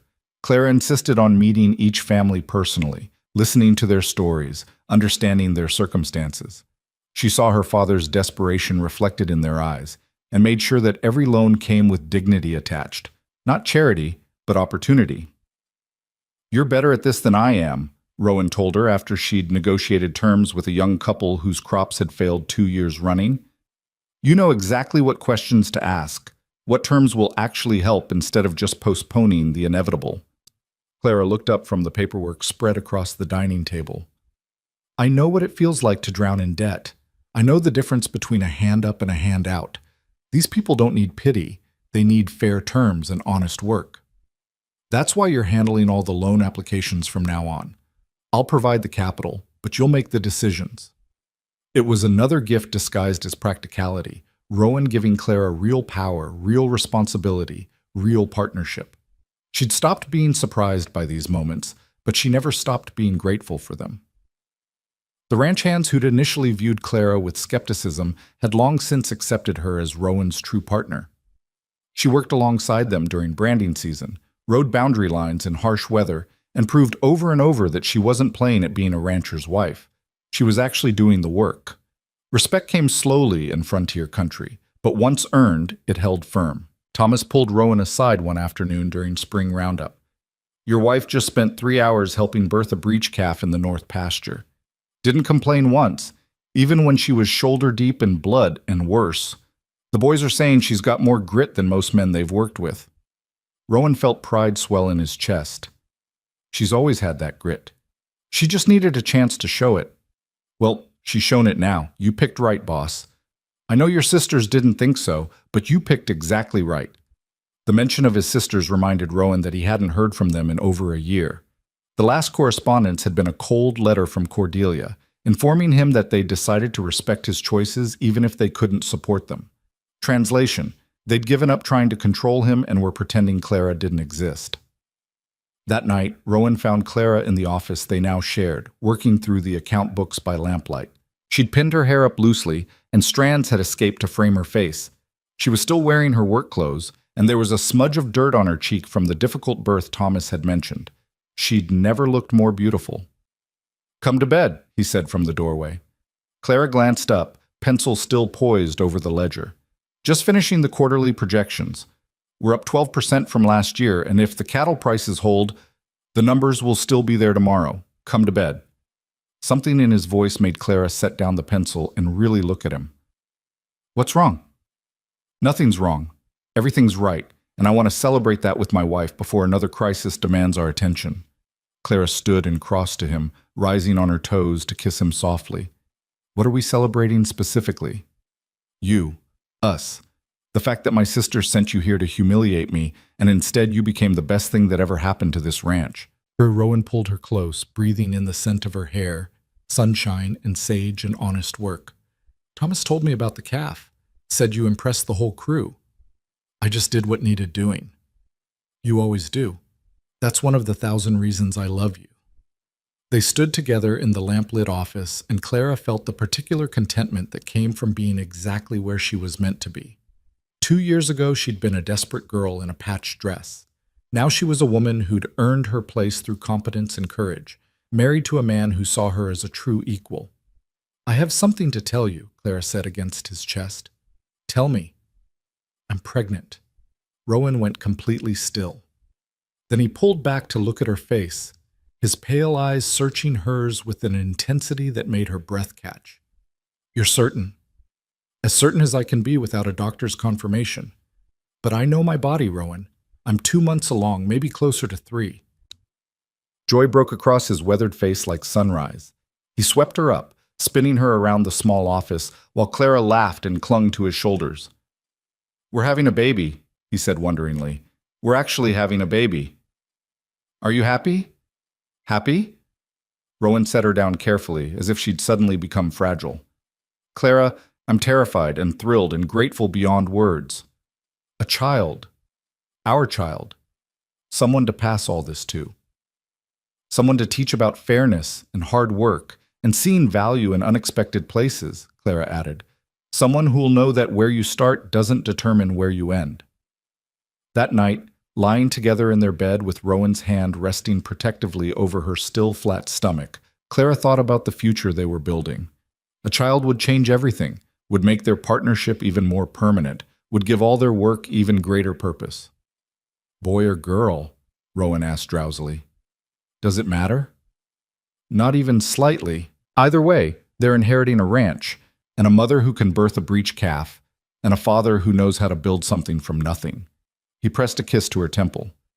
"They're going to be extraordinary." The pregnancy progressed through summer into autumn. Clara continued working as long as she could, refusing to be sidelined by something as natural as carrying a child.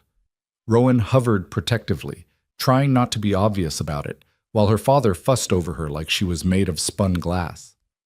"I'm pregnant, not dying," Clara protested when Evan tried to take a basket of vegetables from her hands. "Women have been doing this for thousands of years." "Yes, and those women had mothers to help them.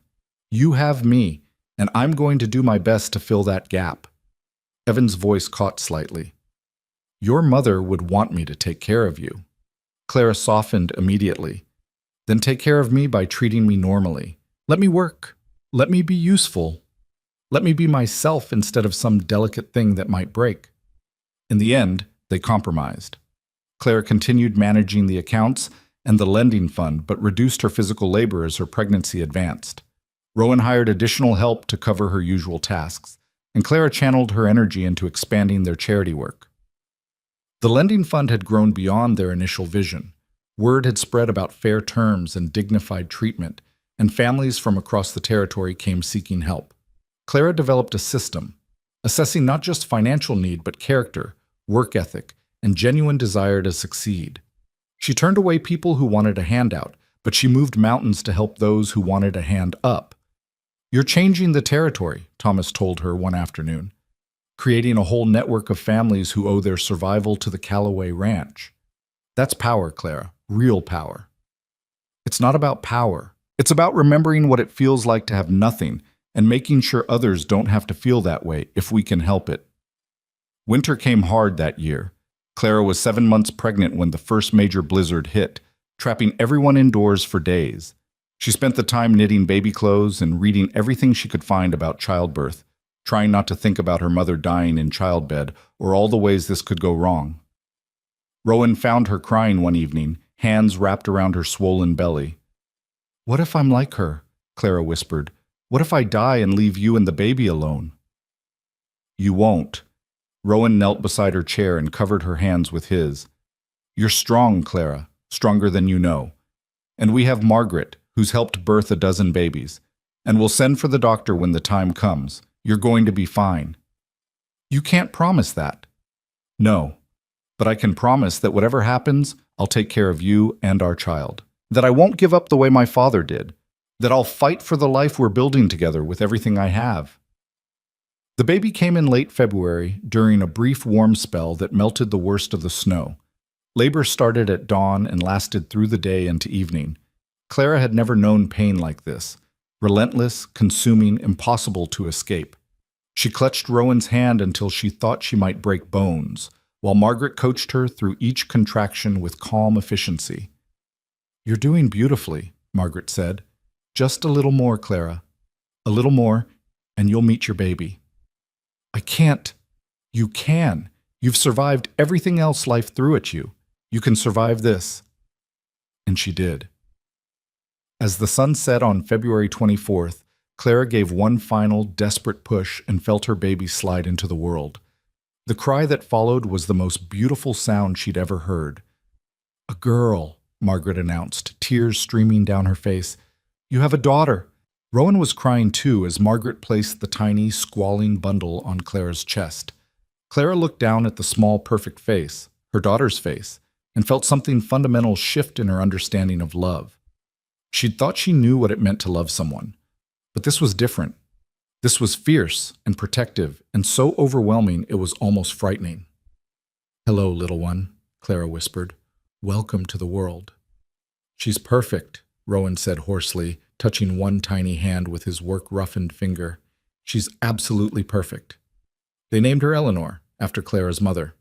Eleanor Callaway, born into prosperity but carrying the legacy of struggle in her blood.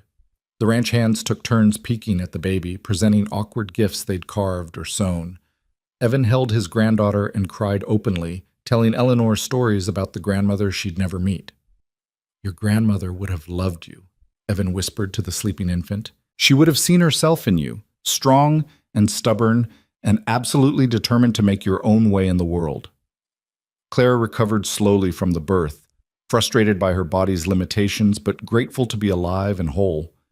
Rowan proved to be a surprisingly capable father, walking Eleanor when she cried at night, changing diapers without complaint, reading to her even though she was far too young to understand the words. I want her to hear my voice, he explained when Clara found him reading cattle breeding journals to the infant.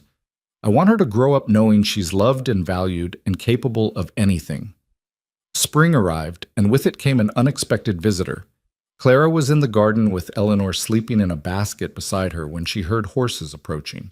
She looked up to see an elegant carriage rolling into the yard, far finer than the one that had brought her here nearly 3 years ago. Her stomach sank. She knew that carriage, knew who would emerge from it. Sure enough, Cordelia Calloway Preston descended in a rustle of expensive silk, looking around the ranch yard with an expression that mingled disapproval and reluctant curiosity.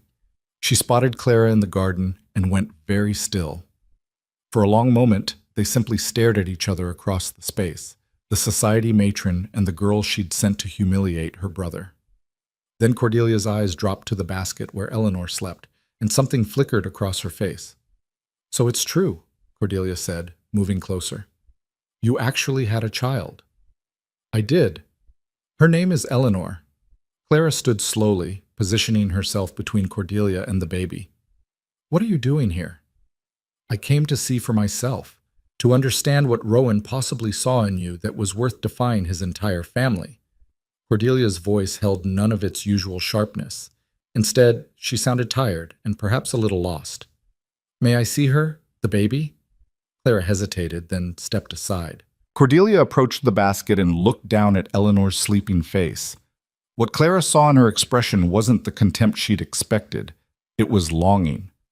"She looks like Rowan did as a baby," Cordelia said softly. "Same dark hair, same stubborn little chin. Would you like to hold her?" Cordelia looked up in surprise. "You'd let me? After everything I said? Everything I did?" "You're her aunt. Blood doesn't stop meaning something just because we disagree." Clara carefully lifted Eleanor and offered her to Cordelia. The older woman took the baby with surprising gentleness, cradling Eleanor against her chest. Tears welled in her eyes. "I never had children," Cordelia said. "My husband and I tried for years, but—" She stopped, swallowed hard. "I poured all that frustrated maternal energy into managing Rowan's life, trying to control something, since I couldn't control my own disappointment." Clara felt unexpected sympathy stir. "I'm sorry. I didn't know." "How could you? I've been nothing but cruel to you from the beginning." Cordelia looked up from the baby to meet Clara's eyes. "I came here to criticize, to point out everything you're doing wrong, everything that proves I was right about you being unsuitable. But standing here holding my niece, I realized something." "What's that?" "You gave him what I couldn't, not just a child, though that's part of it. You gave him partnership, real partnership, based on mutual respect instead of one person trying to control the other." Cordelia gently rocked Eleanor. "I watched Vivian and Lucinda. I know how they treat their husbands, as accessories to their social ambitions, and I know how I tried to make Rowan into an accessory to our family's respectability. But you treat him as an equal, as a partner." The words were clearly difficult for Cordelia to say. Clara recognized the cost of that admission. "It's the only way I know how to love someone," Clara said quietly. "I watched my parents build a true partnership. They had nothing except each other, but they faced everything together. When I married Rowan, I promised to do the same." Cordelia was quiet for a long time, just holding Eleanor and swaying gently. Finally, she spoke again. "I was wrong about you. Spectacularly, arrogantly wrong. You're not some desperate girl who trapped my brother. You're exactly what he needed, someone who understands struggle, values fairness, and has the strength to be his true partner. Does this mean you're ready to stop fighting our marriage?" "It means I'm ready to try, to build a relationship with you and Rowan and this beautiful baby girl." Cordelia carefully handed Eleanor back to Clara. "I can't promise I'll always approve of your choices. I can't promise I'll stop being a controlling, interfering older sister. But I can promise to try to see you as family instead of competition." Clara shifted Eleanor to one arm and impulsively reached out to squeeze Cordelia's hand. "That's all I'm asking." Rowan appeared from the barn, stopping short when he saw his sister standing in the garden with his wife. His expression cycled through surprise, wariness, and protective concern. "Cordelia, I didn't know you were coming. I didn't announce myself. I wanted to see for myself how my niece was being raised. Cordelia's voice held a trace of her old hauteur, but it was softened somehow. I'm pleased to report that she appears healthy and well cared for. And your wife has been remarkably gracious, given our history. Clara has more grace in her little finger than most people have in their entire bodies, Rowan said, coming to stand beside his wife. It's one of the many reasons I married her. Cordelia looked between them, at Rowan's protective stance, at Clara's calm dignity, at the baby cradled between them, and nodded slowly. I can see that now. I'm sorry it took me 3 years and a grandniece to finally understand. That evening, Cordelia stayed for dinner. It was awkward at first, with decades of habit making her default to criticism before catching herself. But gradually, as the meal progressed, something shifted. She asked Clara about the lending fund and seemed genuinely interested in the details. She admired Eleanor without making barbed comments about the baby's simple clothes or the modest nursery. She even apologized to Evan for the way the debt had been used to manipulate Clara. I thought I was protecting my brother, Cordelia said. Instead, I almost cost him the best thing that ever happened to him. I'm deeply sorry for the pain I caused your family. Evan accepted the apology with dignity. The past is done. What matters is the future we're building together. Before Cordelia left the next morning, she pulled Clara aside. Would you write to me? Let me know how Eleanor grows. I'd like to be part of her life if you'll allow it. I'd like that, Clara said honestly. Every child deserves to know their family, even the complicated parts. Cordelia smiled, a real smile, not the tight, controlled expression Clara had seen before. You're a better person than I gave you credit for. Rowan is lucky to have you. I'm lucky to have him too. That's what partnership means. The years continued to unfold, each one adding depth and richness to the life Clara and Rowan were building. Eleanor grew into a bright, curious child who showed equal interest in ranch work and account books. They had 2 more children, a son they named Thomas after their faithful friend, and another daughter they called Margaret in honor of the woman who'd helped birth all 3. The ranch prospered beyond even Rowan's ambitious goals. The lending fund expanded to include not just debt forgiveness, but educational programs, helping young people learn trades that would serve them throughout their lives. Clara became known throughout the territory as someone who combined compassion with practical wisdom, and families traveled for days to seek her advice. Rowan's other sisters eventually followed Cordelia's lead, building tentative bridges back to the brother they'd tried to control. They never fully approved of Clara's humble origins, but they came to respect her competence and the obvious strength of her partnership with Rowan. Evan lived to see all 3 of his grandchildren grow old enough to ride horses and help with ranch work. He died peacefully in his sleep at 65, surrounded by family, having rebuilt his life from poverty and shame into dignity and purpose. At his funeral, Clara held Rowan's hand and whispered, "He died happy. That's all anyone can ask for." The ranch continued to grow, not just in acres and cattle, but in influence and purpose.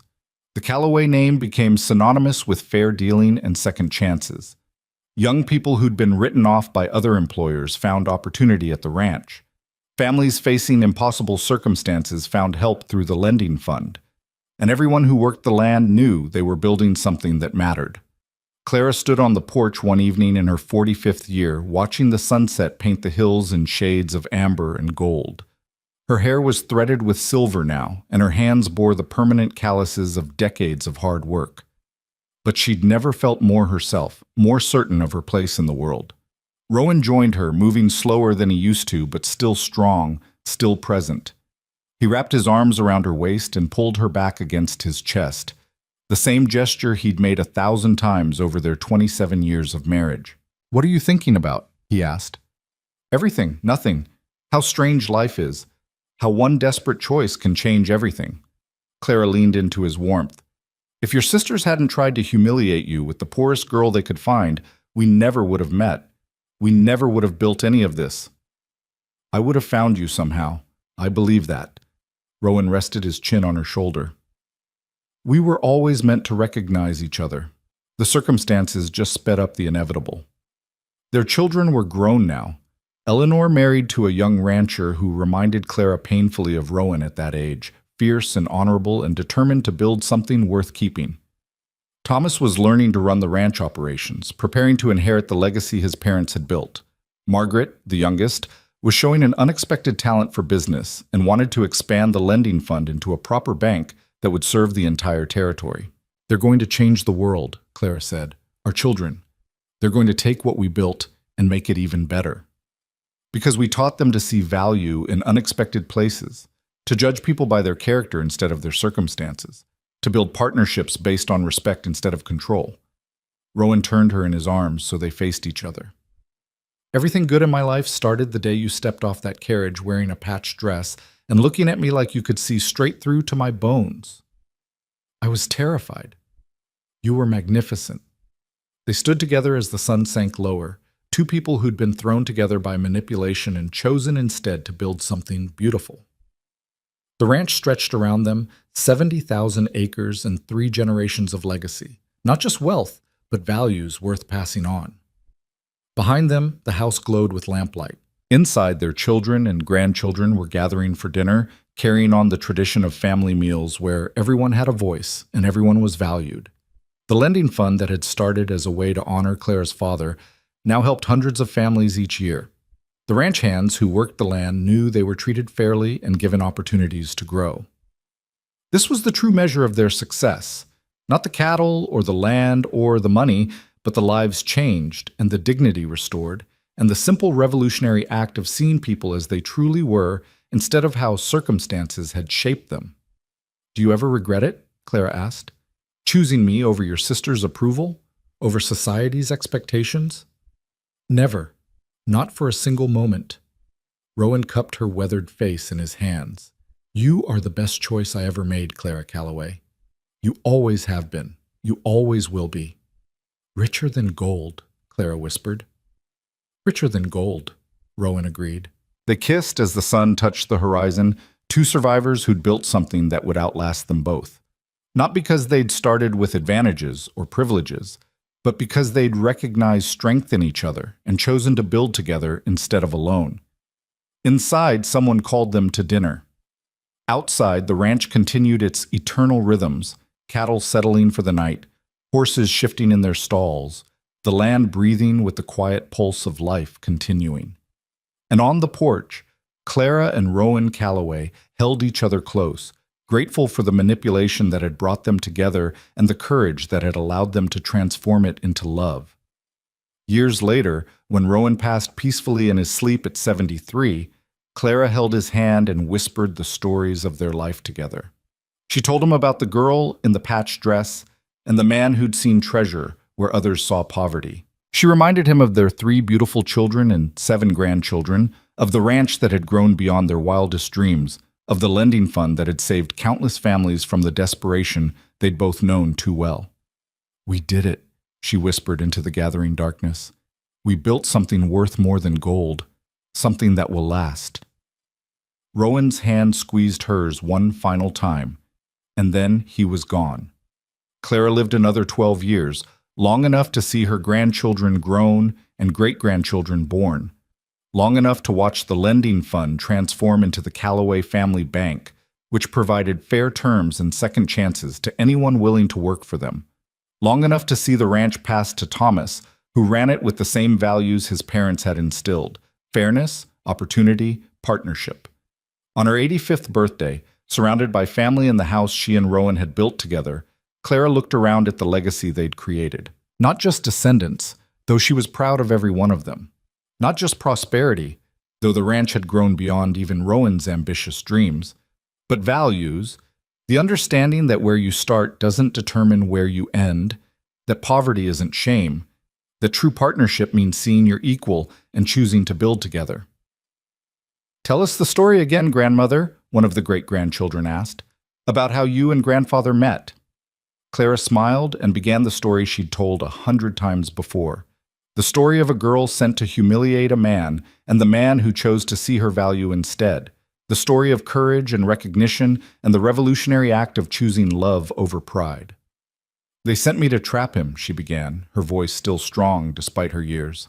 "But he was the one who freed me, freed both of us. And together we built something richer than gold." When Clara died peacefully in her sleep 3 months later, they buried her beside Rowan on the hill overlooking the ranch. The headstone was simple, bearing only their names, their dates, and the phrase that had defined their partnership: richer than gold. Because that's what they'd been. Richer than any fortune in the courage they'd shown, the partnership they'd built, and the legacy they'd left behind. A legacy that proved poverty didn't define worth, that manipulation could transform into love, and that the most valuable things in life couldn't be bought or sold, only chosen, nurtured, and passed on to those brave enough to recognize treasure in unexpected places. The ranch continued for generations, always remembering the poor girl in the patched dress and the man who'd seen past fabric to the fierce heart beneath. Their story became legend in the territory, not because it was extraordinary, but because it was true. True in the way that mattered most, proving that real wealth had never been about money or position or social approval. Real wealth was choice. Real wealth was partnership. Real wealth was the courage to see value where others saw nothing and to build something beautiful from that recognition. Eleanor and Thomas, richer than gold. And that truth echoed through the years, changing lives and transforming futures, proving that sometimes the best things in life come from the situations meant to destroy us. If we're brave enough to choose hope over fear, love over pride, and partnership over control. The story of Claire and Rowan Calloway became more than just family history. It became a reminder that every person has value. Every circumstance can be transformed, and true partnership built on mutual respect and honest recognition is worth more than any amount of wealth or social approval. They'd been sent together as pawns in someone else's game. They'd chosen instead to build their own. And what they built lasted far beyond their own lives, touching generations and changing the very fabric of how people in the territory understood success, partnership, and the true measure of a life well lived. Richer than gold. Always and forever, richer than gold.